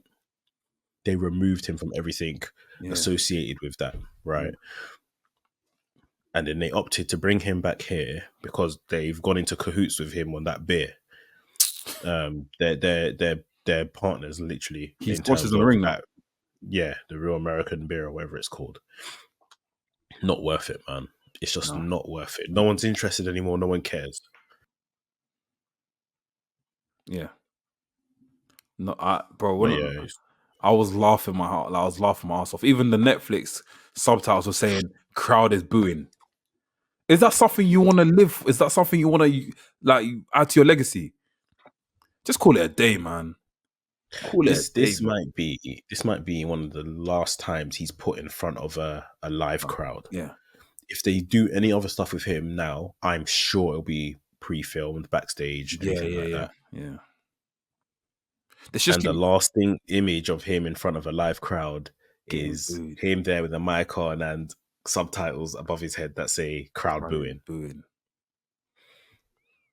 Crowd is terrible. Booing. Horrible. Yeah, he shouldn't. I think it's time for Hulk Hogan to move on, man. Documentaries, Netflix specials where he's just there pre-recorded, but for him to now come out again, it's gonna get worse. It will get worse. People will now be chanting. I'm guaranteed the next show he comes out, if they do bring him out, which I doubt they will. People say "F you, Hogan," "F you," and that one there is drowning. You can't even speak of that one. You can't even say, "Let me tell you something, brother." No, the brother thing is gone now. We're not brothers no more. We're ops. Man said, "Let me tell you something, brother." Boo.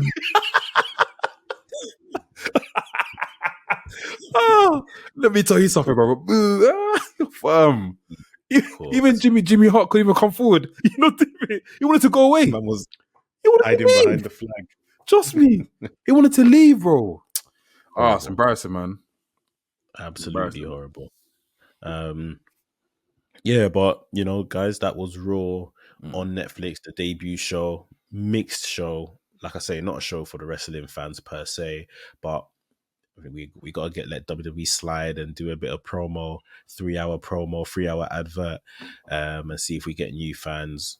the road for WrestleMania is developing. Somewhere on this show, I think they said Royal Rumble 3 weeks away, and I was like, oh my god, 3 weeks away! Shit. Like it's later than it usually is Mm. because they've put it, I think, on the 1st of February. However, it's 3 weeks away, so it's like that's something to look forward to now, and something they're going to be building towards, which I think is really cool.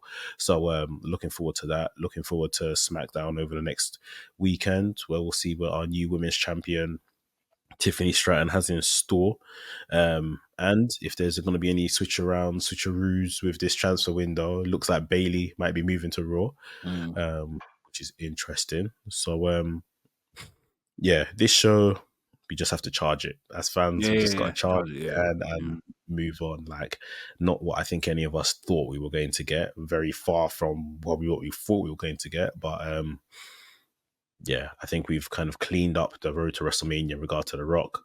Maybe he's not on the road at all. And we've got over the big 6th of January Netflix now, and it's time to move forward with the road to WrestleMania.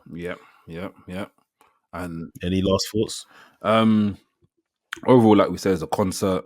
We now know what to expect in terms of production rights from Netflix, and that's the key thing for me that I was looking forward to. What to expect? What does WWE look like under Netflix? And we got that yesterday. Even from the backstage stuff, the camera was a bit different. I don't know if you saw when Roman they used that 8K camera for Roman. Low angle on The Rock coming out through the entrance, and you could see the fans above him, fans at the side.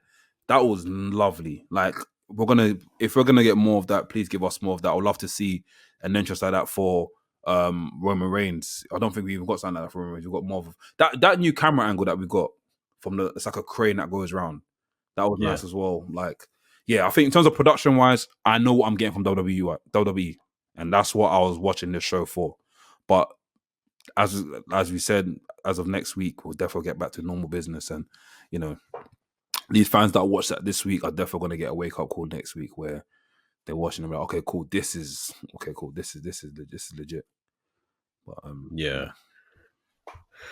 yeah, man, decent show.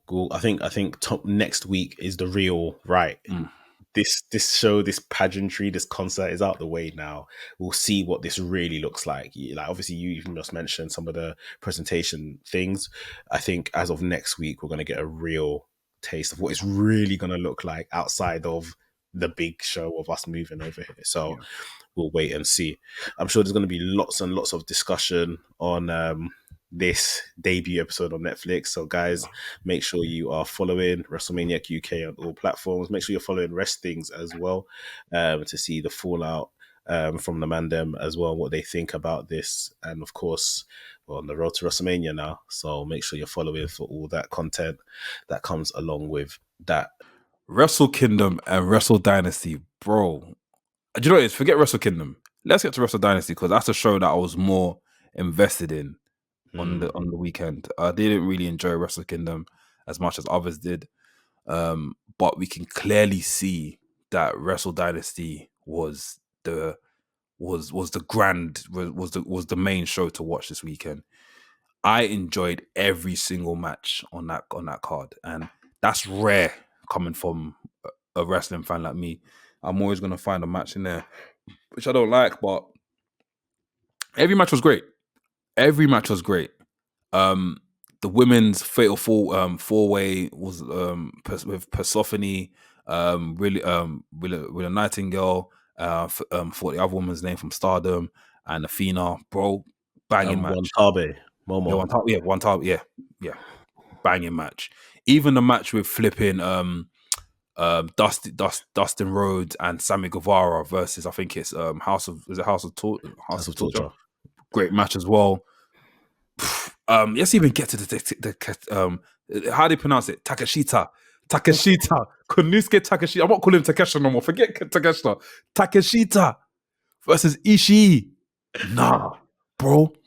That match was two bulls. Do you know bulls? Like bulls, bisons just going bow. Just smashing into each other, bro.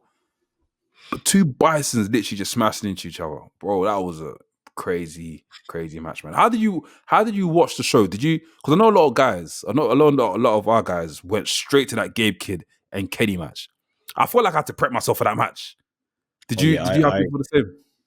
I watched and so I thought that like Wrestle Kingdom, it would come on live in the morning for us as well. Mm. Um, I was wrong. I Yeah. woke up and it wasn't on. So I went about my Sunday, came back home from church and going to dinner with my family Mm. and started watching it. And loved the fact that we got black women in the Tokyo Dome. Yep. That needs to be something that happens more. And then we had a Mercedes match fairly early after the women's match on the pre-show.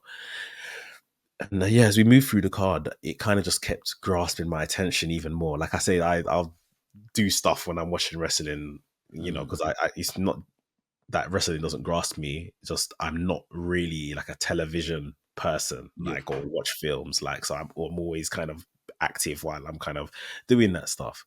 But as the more I watch this card, I said, no, this needs my full undivided. Attention. Especially building up towards Gabe and Kenny, because the show just kept getting better and better and better. Yeah. And Takeshita had a big performance. He's obviously double champion now. And also signed a contract with New Japan. So signed Takeshita, DDT, New Japan, and AEW. they're For the gonna big make three. that boy world champion. They're gonna make Facts. him world champion. Facts. Like, he right now can't put a foot wrong in Japan. Mm. Like, they can clearly see his ability, and being able to use him while he's on the DDT contract, while he's on the AEW contract. Yeah, they're gonna make a star of him. So I'm looking forward to seeing it. Ishii, always the bride, as I say, always the bridesmaid. Sorry, never the bride. Puts on some fantastic performances, but he's been an openweight champion before, to be fair, but not the world champion. Who someone that's had his career should have probably won an IWGP World Championship by now, but he's never won a world title. Like I said, we had a Mercedes match as well, which was great. Mercedes now holds 4 belts across 3 promotions. She is the Rev Pro champion. So we were saying last week or so that it's time to book our tickets for Rev Pro. You're cool. Yeah, 100%. She's gonna be there. She has to turn up now. They gotta get a bigger venue for that one, bro. Because wrestling fans that like with Sasha Banks, they want to go and see her. Yeah. They're gonna want to see her, so they need to get a bigger venue for that. A couple boxes there, innit? Yeah. So yeah, probably when they put on their anniversary show, am I right in thinking it's 12 years anniversary in August or so? August, yeah. Are we gonna wait that long? Celebrate? No, that won't be her first appearance. She'll probably appear a few times. AEW are doing Forbidden Door in London in April, May or something. What's the update on that? Because they haven't dropped anything on that. There's no sort of like, they'll sell this out. is the venue. This is the venue. What like anything else? Any other news come out? It's not going to be anywhere big. If they're smart, they do Copper Box. Okay, Copper Box. Okay. Copper Box 10K is Copper Box, I think. Copper Box 10K. Wembley Arena. Wembley Arena is there. What's capacity at that? 20K? 20, I think so. I think it's 20K. Yeah, they can do something like that. They can do something like that and sell it out easy. I reckon. So that's not even a venue we can even put out there. What? No, Wembley Arena is 12K. 12K, okay. Yeah. Or I was going to say XL Exhibition Center, but that's not really a place you can actually set up for that. No, but yeah. So I think they could do Copper Box because they've got their relationship with Rev Pro. Could probably help them get Copper Box if they need help. But I think she turns up for Rev Pro maybe May, sometime maybe Aprilish, May or something like that, if not before then. And then I think she'll be if Rev Pro run a show around Forbidden Door or their 12th anniversary show in the summer, August, she'll be there as well. She's gonna hold this title for the best part of the year. Yeah, they're gonna need to make all that. Yeah, and who's gonna beat her? Who do you think should beat her? They're probably gonna make Alex Windsor get it back, But then Alex Windsor's in the is it something collective? I forgot the name. Cutthroat Collective or something like that with Cutthroat Nina Collective, Samuels yeah. and Mercedes Blade. And I was gonna say Nina Samuels. Nina Samuels is a great shout. I think Great Nina shout. Samuels should beat Mercedes for the women's Or title. Rio. We said Rio last week, but Rio probably be a good because Rio is not attached to any other faction. If Nina She Samuels isn't. wins it, Nina Samuels have to go babyface because obviously Mercedes Moné would have to pay the hill and She two hills. isn't. And we've got time to build up Rio. I'm just thinking about obviously we know who Rio is and we know what she's done for Progress. But right now, for Rev Pro, she's not up there, if you see what I mean. So yeah, I'm thinking of people that are kind of up there right now. Alex Windsor's a good shout, and I'll probably say Nina Samuels as well. So, but yeah, we'll see. But you know, Mercedes has been great over the last few months. Her last few appearances have been great. And then we had the absolute spiritual match that was Gabe Kidd versus Kenny Omega. What was your thoughts on this? So this is funny, innit? Because I was cooking my dinner in it for the week. I was cooking jollof rice. Shout out to my guys that love jollof rice. I'm cooking jollof rice and I'm cutting tomatoes and I'm just watching the match. And I'm like, and I've already programmed myself that this match is going to be epic. So I'm doing things slower than usual to the point where I nearly burn the onions. So I turn off the onions and as soon as I turn off all the cooking equipment, all the cooking stuff, I watched the match and I was locked in. And the match started off it started off like aggressive. And I'm like, okay, cool. These men really hate each other. There's a story they want to definitely tell here. So as the match's gone on, I'm just thinking to myself, whoa, this is crazy. The power bomb out the ring, straight into the tables.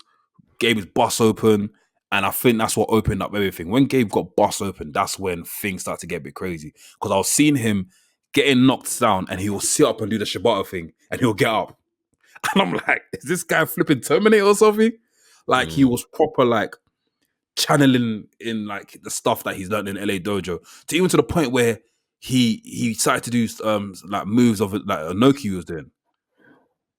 You know, like it was great, man. He was proper putting New Japan on his back, and even let's go further back, bro. Our boy Let's Wave, like, bro, War already was played in flipping Tokyo Dome, Bruh, what a feeling. bro. I woke up to that, and you know what's mad? Yeah, I felt like when I woke up to that, I saw that match. I felt like I've been dragged. Like I was out of it, but I was like, wait, what? Tokyo, what? And it sounded amazing coming through the speakers. It was sick. Seeing Gabe with his hand in his face, his head in his face in his hands, and just you see that wide angle of the crowd. It was proper sick, man. Like it was epic and it was perfect for this moment here, man. Like the match as well. Kenny Omega, it goes without saying, one of the best wrestlers ever. For me personally. Like this guy literally snuck into my top 5 favorite wrestlers 2 years ago. And he's been staying there forever. I think he's gonna stay forever because he's great. He really knows how to pull an emotion out of you as the fans and as out of wrestlers as well. The stuff he was doing in the ring, where 1 minute I feel like the fans were cheering on. I sent it down at training. I felt like the fans were cheering on Kenny Omega at the beginning. Then they started cheering on Gabe Kidd, and it felt like that Hulk Hogan Rock sort of WrestleMania. I think WrestleMania 17. It was WrestleMania 18. I think 17. 18. Sorry, WrestleMania 18. That sort of like story where it's like, this is the guy we're meant to be cheering, but wow, this guy's also great as well. Or let's start cheering him, and he just went over. Like it was crazy, man. It was an amazing match. And if that match doesn't get more than 5 stars by Dave Meltzer, then I don't know. But forget 5 stars, forget the ranking system. Just call this the best match you've ever seen. Spiritual, bro. Honestly, that's what I'm saying. I'm not even looking at it in terms of stars. This just felt forget spiritual. the stars, man. This match moved Galaxies, mountains. galaxies, Milky Ways. Firm. Ridiculous match, Bro. man. Like just stupid amounts of talent from both guys, and with Kenny Omega just coming back from the injury, the illness, whatever, like just to be able to spit out a match like that on your first night back, bro. Like crazy. And we were saying something like that should put AEW under pressure. Yeah. Like Yeah. the AEW should feel like they're under pressure. AEW should feel like why isn't Kenny Omega the world champion?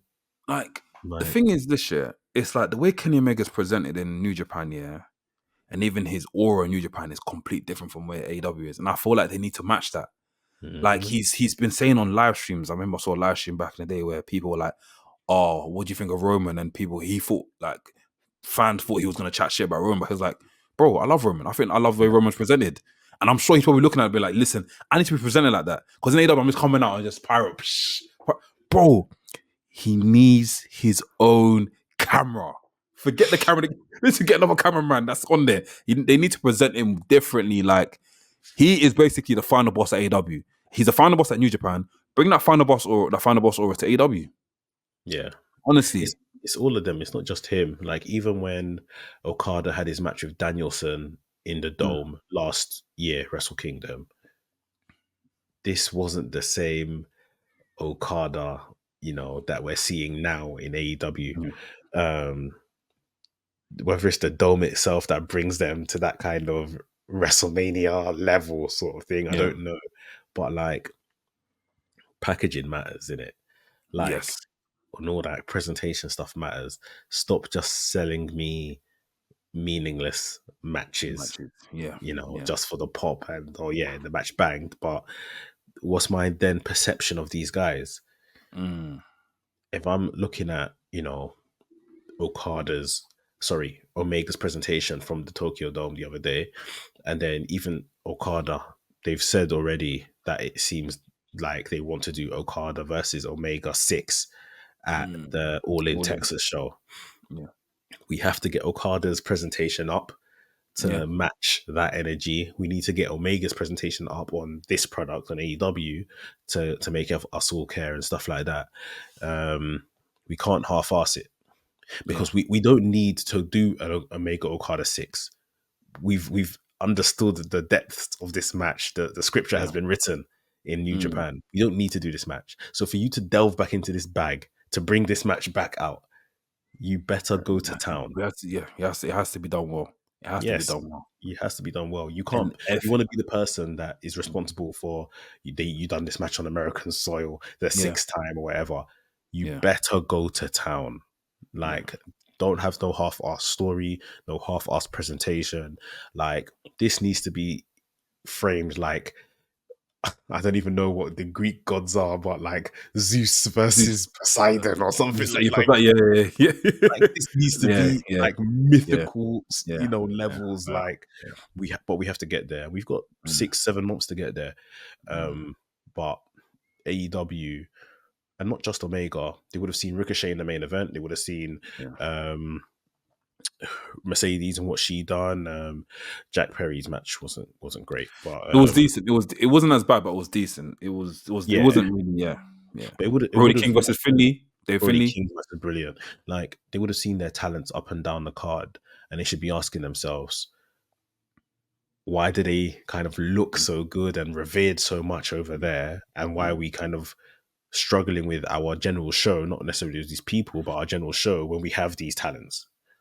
Do you know? Do you know what I was thinking? And I've said this. I think I said this before on the podcast, but there is something in a promotion going overseas because I feel like it's, for example, it's us, right? Like we see, for example, we watch like a wrestling show in the UK and we see these wrestlers all the time. We're gonna be hyped, but we're not gonna be as hyped for if another promotion came over here. For example, say if AEW came over here for a week or for a month and they were doing shows here, but we'll be hyped every week because it's like, this is brand new, this is different. I feel like the fans in America are probably like, Take for yeah, granted.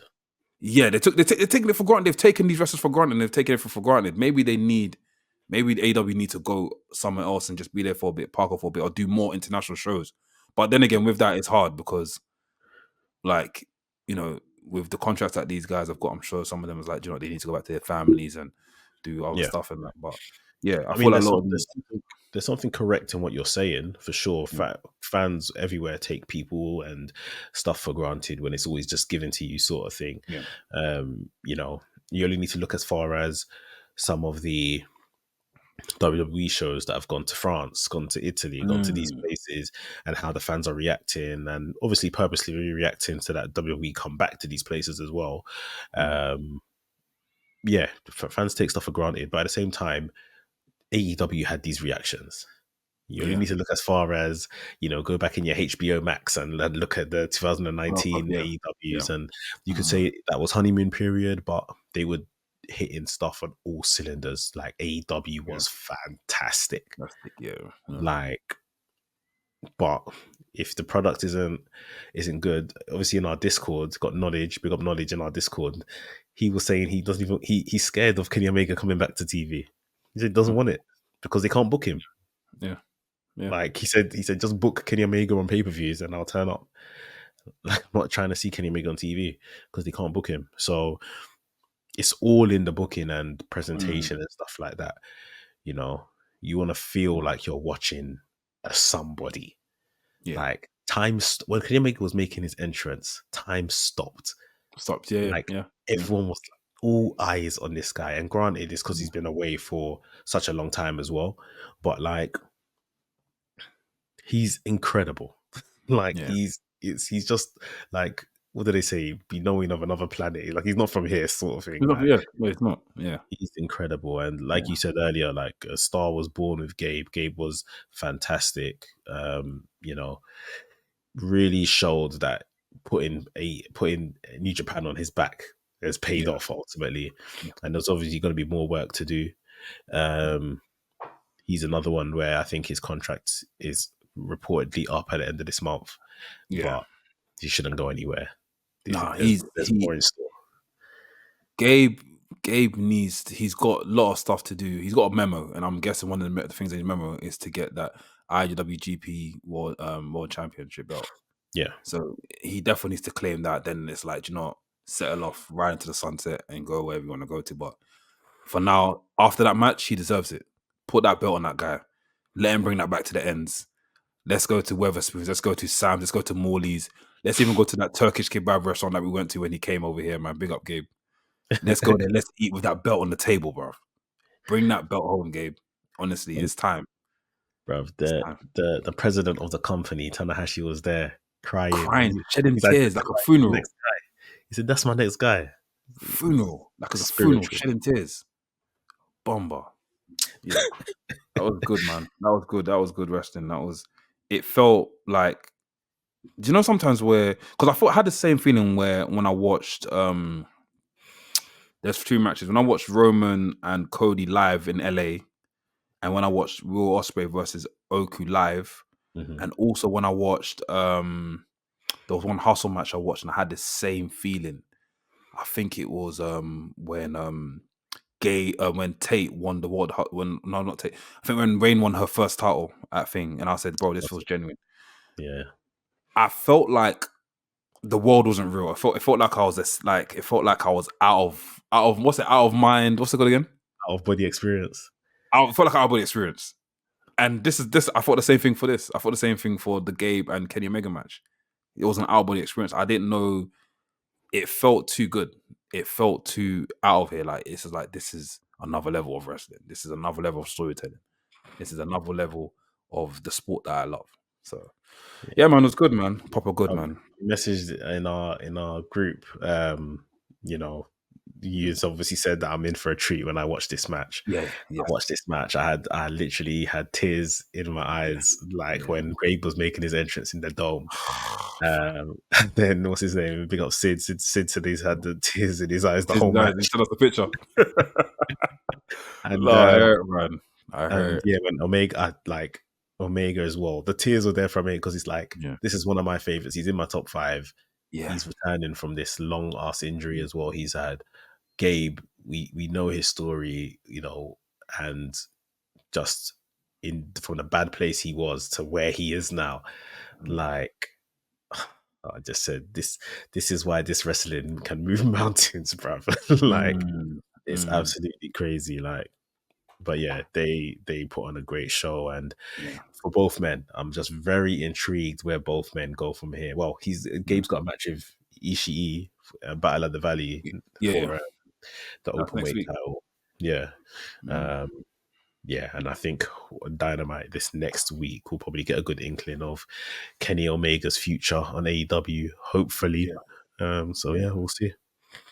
Boy, we'll see. We'll see for sure. We'll see for sure. Maybe Gabe is the savior for AEW. Maybe not Gabe. Maybe Kenny comes back and saves AEW from this Moxley shenanigan stuff. But yeah, we'll see. He needs to We'll be, see. Yeah, but we'll he see if does. they book it.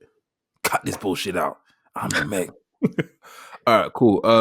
Obviously, we know Michael Oku personally, and we're happy for his achievements. He's been away from Progress Wrestling for about 5 years. I think it's Since the 5 years pandemic, before the since the pandemic. pandemic. Yeah, and it was a big shock for me going onto Instagram and seeing, because I didn't think nothing of it, because obviously I saw the black screen and I scrolled past, didn't think nothing of it. So then I saw a picture get uploaded, and I still didn't think nothing of it.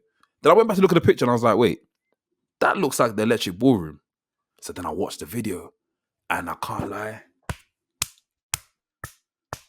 bro, goosebumps, Steve man. What a return, man. And I'm happy that Michael's come back and he's getting love like that. Obviously, he won the match. I think the match was getting Mark Haskins, I think it was. Yeah. But yeah, Mark Haskins is great as well. yeah. Um, you see the thing with Michael, yeah, he just plays his role as that baby Well, face well. so well, Yeah. so well. Like, and in terms of like when Michael kind of first started wrestling and first started appearing on Progress, Mm. it would have been a couple years or so before the pandemic, right? Then pandemic happened, and then he pretty much became a Rev Pro mainstay, and obviously went off into the world and has done all kinds of stuff, won all kinds of titles. I don't want to speak on this because I don't know the entire story, but Yeah. I think there was something between Progress and Michael.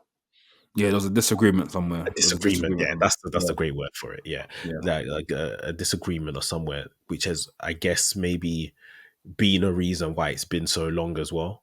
But even just on that front, to bury the hatchet and get him back on a product like that room, even on a small indie scale, right? That room, and big up Warren Banks. Warren Banks is on commentary. Yeah.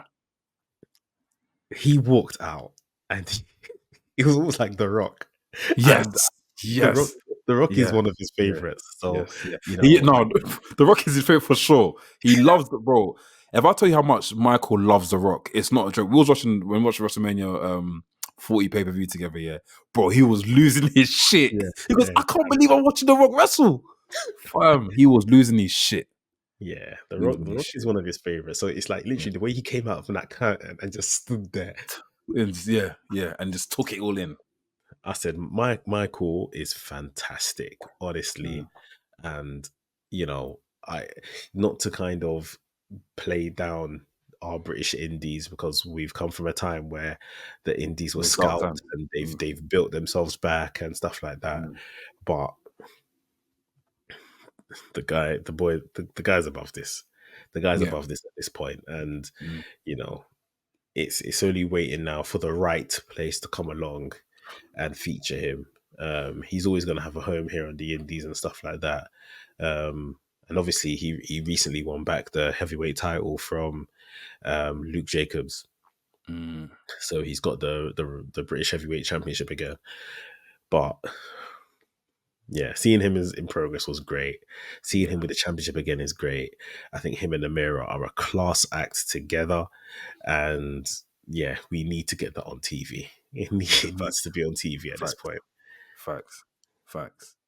Nah, man, it's looking good. Like, even we had our girl Rain Leverkusen as well make her debut in Progress as well. She obviously showed up a couple weeks before and had a match this week, I think it was, or last week. This week at the unboxing show.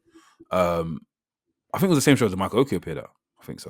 Yeah, But yeah, it was nice to see, Rain Leverkusen there as well. I've always said Rain Leverkusen can definitely hit the big leagues pretty soon. She knows what she's doing. She knows what she's doing in the ring. She's got her character down to a T. she's getting her character down to a T. Sorry, she cut a promo. She's great. She's great. She can tell a story. She can win the crowd over. And I even see her play heel in another promotion as well. She got stunned by Oscar Harding, big old guy Oscar. But it's nice seeing Rain and Pete Hustle alumni in those sort of areas. And I said this many times. Like, there's bare people loading. Donny Vivaro. I think he's up next. I think he's up next for sure. Rocco Garcia. I see Rocco Garcia killing it in Japan. Adriano killing it in Japan. Adriano's in Japan as well. Yeah. There's plenty of guys in Hustle right now that are hungry and ready for the opportunity. Adrian Arturo, another guy as well. I've seen improvements from him from the time I see him to now. He's great. Tony Harlow. If you guys don't know Tony Harlow, you're gonna know about Tony Harlow this year for sure, man. Cassius. Like, I feel like the whole scene, like the whole the Hustle Wrestling wrestlers gives me hope in British wrestling. If that's the best way to put it. I mean, you're literally seeing it from like a grassroots yes level. People, yes, you know, they hand over their money, they come to wrestling training, they have enough training, they have their first match. You know, as they do, there's customs in wrestling. We're helping put up the ring, take down the ring, do extra jobs and stuff like that. And then you see them kind of start being confident enough to, you know, their emails in their bio now, and they're taking bookings from other companies and stuff like that, and they're beginning to be, you know, booked and busy, no matter what the level is, you know, because at that stage it's still all about reps and getting those chances. And then, you know, you see people like Rain, that you mentioned, that has went from that stage. She even went abroad. She went to Japan as well. She came back. She had to deal with an injury, which was unforeseen, and had to drop her title. She dealt with the injury. She came back. She won her title back. Now she's, you know, graduating over to some of the bigger indies we've got in this country. Rain has big baby face potential, like absolutely massive baby face potential. The right platform will bring that out. But yeah, like you said, there's an absolute, you know, list. It's like a factory somewhat of just people being ready, of getting next up and stuff like that. And even you guys that, you know, are just, whether you want to actually go on and wrestle matches and stuff, or just doing it to kind of understand. And obviously you speak about the learning you've got from doing wrestling training, and big up other members of our Discord that are on that same journey, and they're doing wrestling training wherever they're doing wrestling training as well. You know, you can see that what these men and women are doing and putting themselves through is not easy. It's not. It's I don't know how many times I have to say this. I feel like a broken record at this point, but I'll say it's my final time. I'm not saying this again after this. It's done. It's not an easy sport.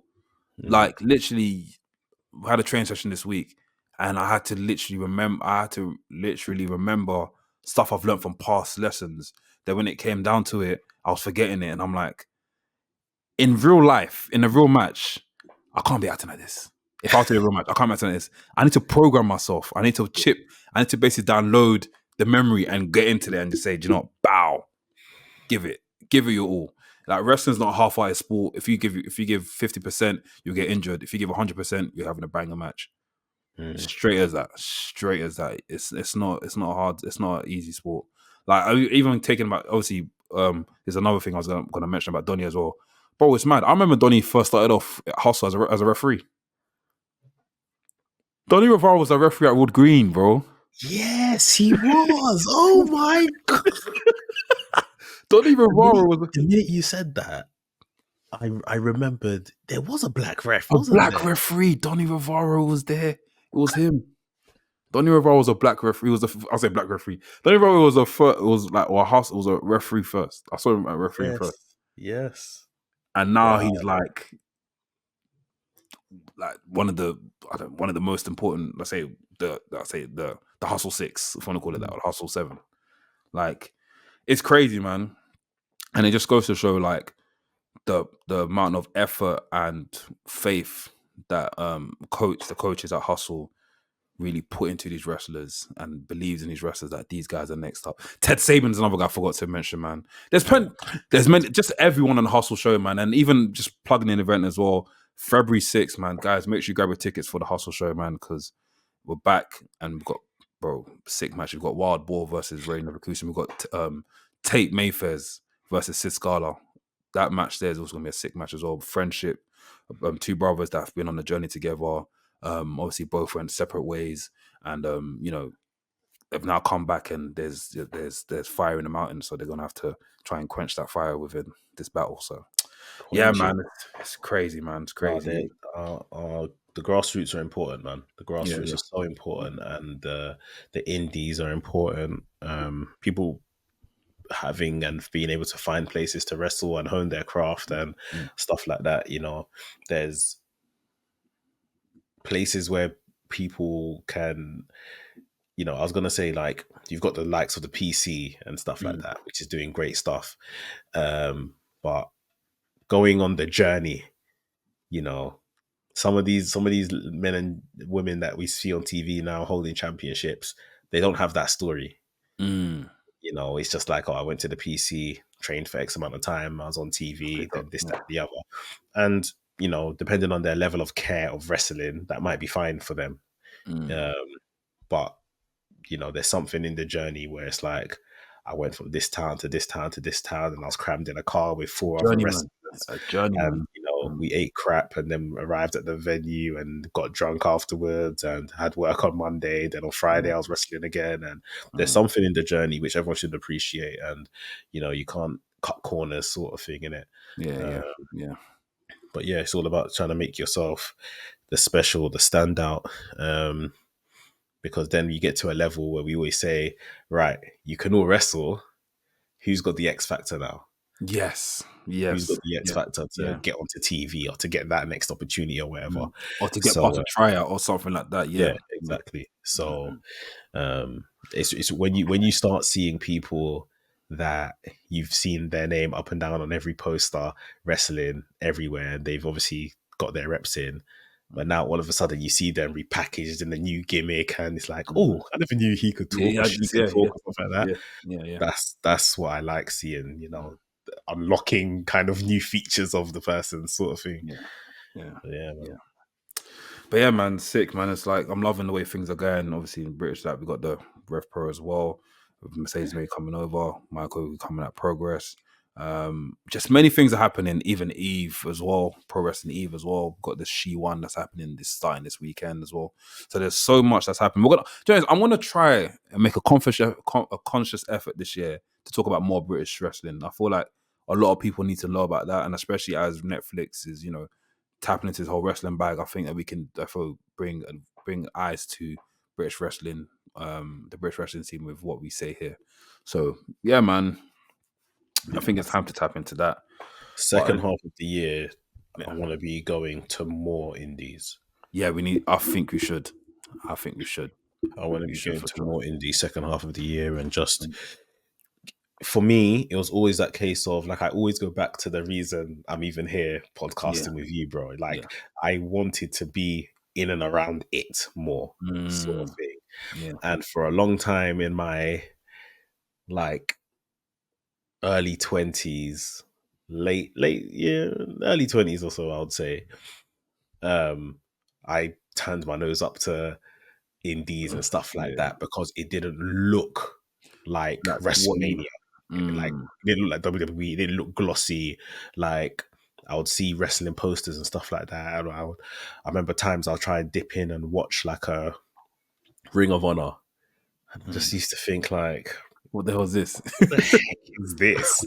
Then I remember when I went to uni, like I said, I think I've told this story before, I had the Fire Stick or something like that to watch stuff on that never had WWE, but it had OVW. OVW, yeah. I remember you saying you watched the whole. I've watched everything. I've watched. I know OVW like the back of my hand. Crazy. Like, and that's when I got my appreciation again for the grassroots stuff. And I compared it to football, and I was like, this is no different from like people getting into academy football and conference and all lower league stuff.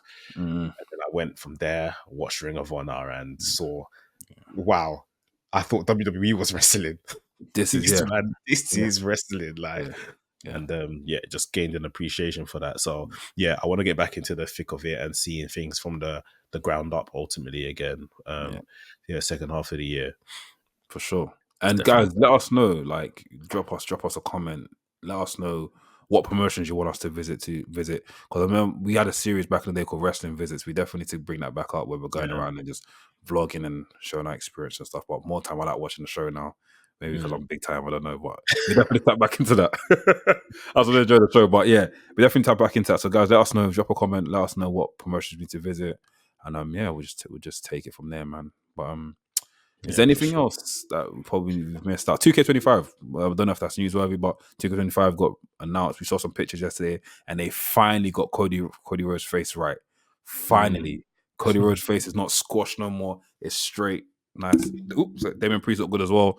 Liv Morgan looked good as well. I think there was a Bailey picture that went around as well. So Is there any release date on that yet? Just yet? So they are dropping more news on the 28th of January. So I'm guessing 28th of January. That's Royal Rumble, isn't it? No, Royal Rumble's the 1st of Feb. First, okay, cool. 20th of January, there'll be news there. So that's Tuesday.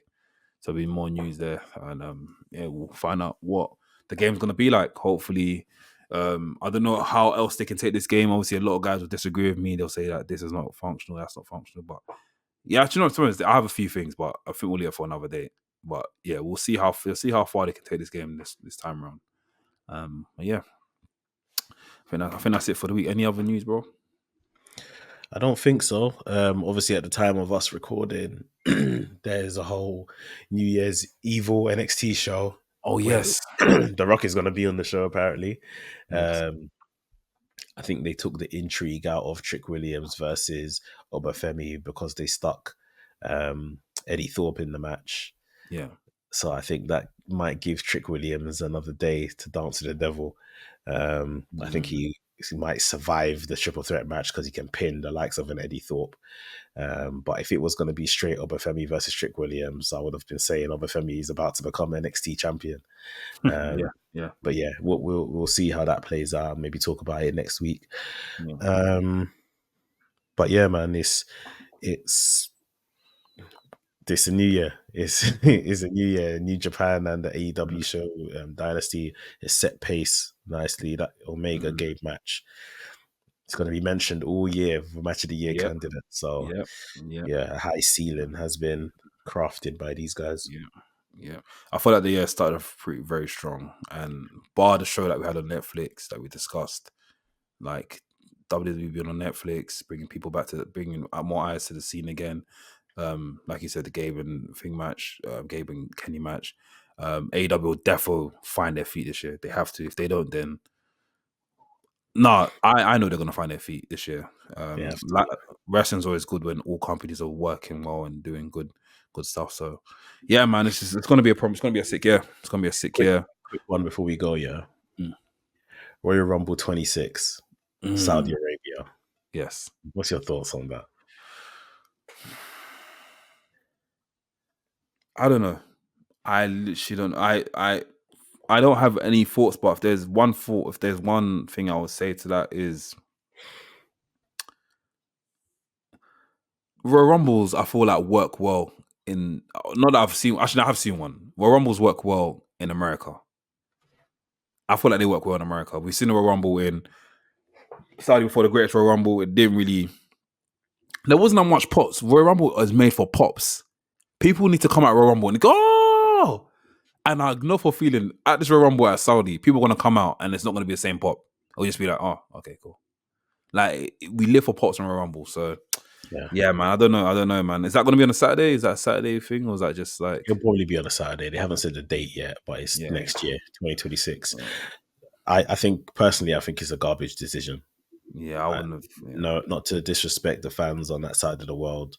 I just feel like we haven't got enough evidence from previous Saudi shows to say that you guys can carry a Royal Rumble like you're saying. So I wouldn't have done this. They already commit to doing like 2 Saudi shows every year already. Yeah. What's the need to add one of your big shows to that? I think it could be a risk. We'll see. I would have given the King of the Ring, King and Queen of the Ring, and flipping Elimination Chamber again, man. Just give it to them. Yeah.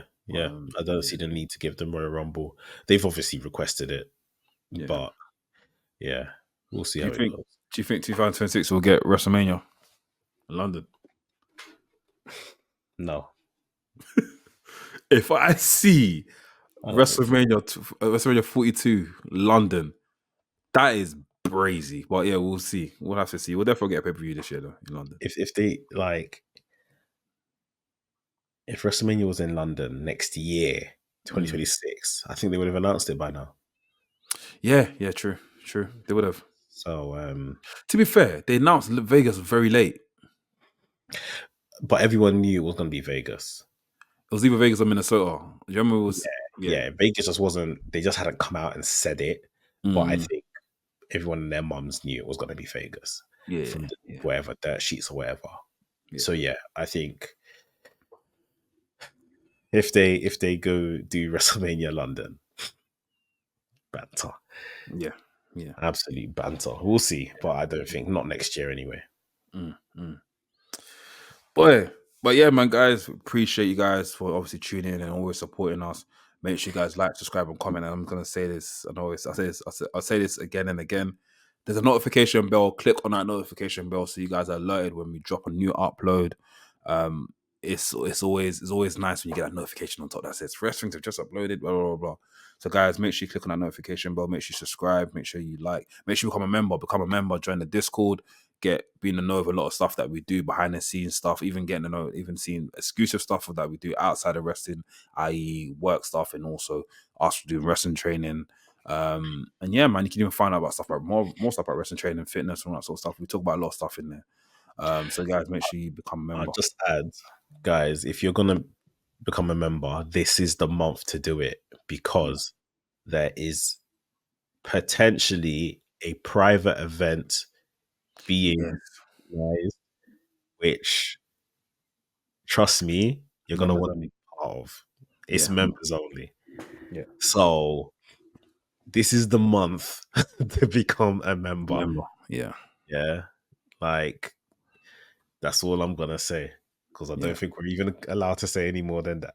Yes, facts. So guys, you heard it from Mex. This is the month to become a member. And guys, we'll catch you on the other side. I've been Anafi. Mex. And this has been the Wrestling's Podcast, episode 257. We'll catch you in the next one. Peace. I'm Sam Blacks. Make sure you like, subscribe, and comment.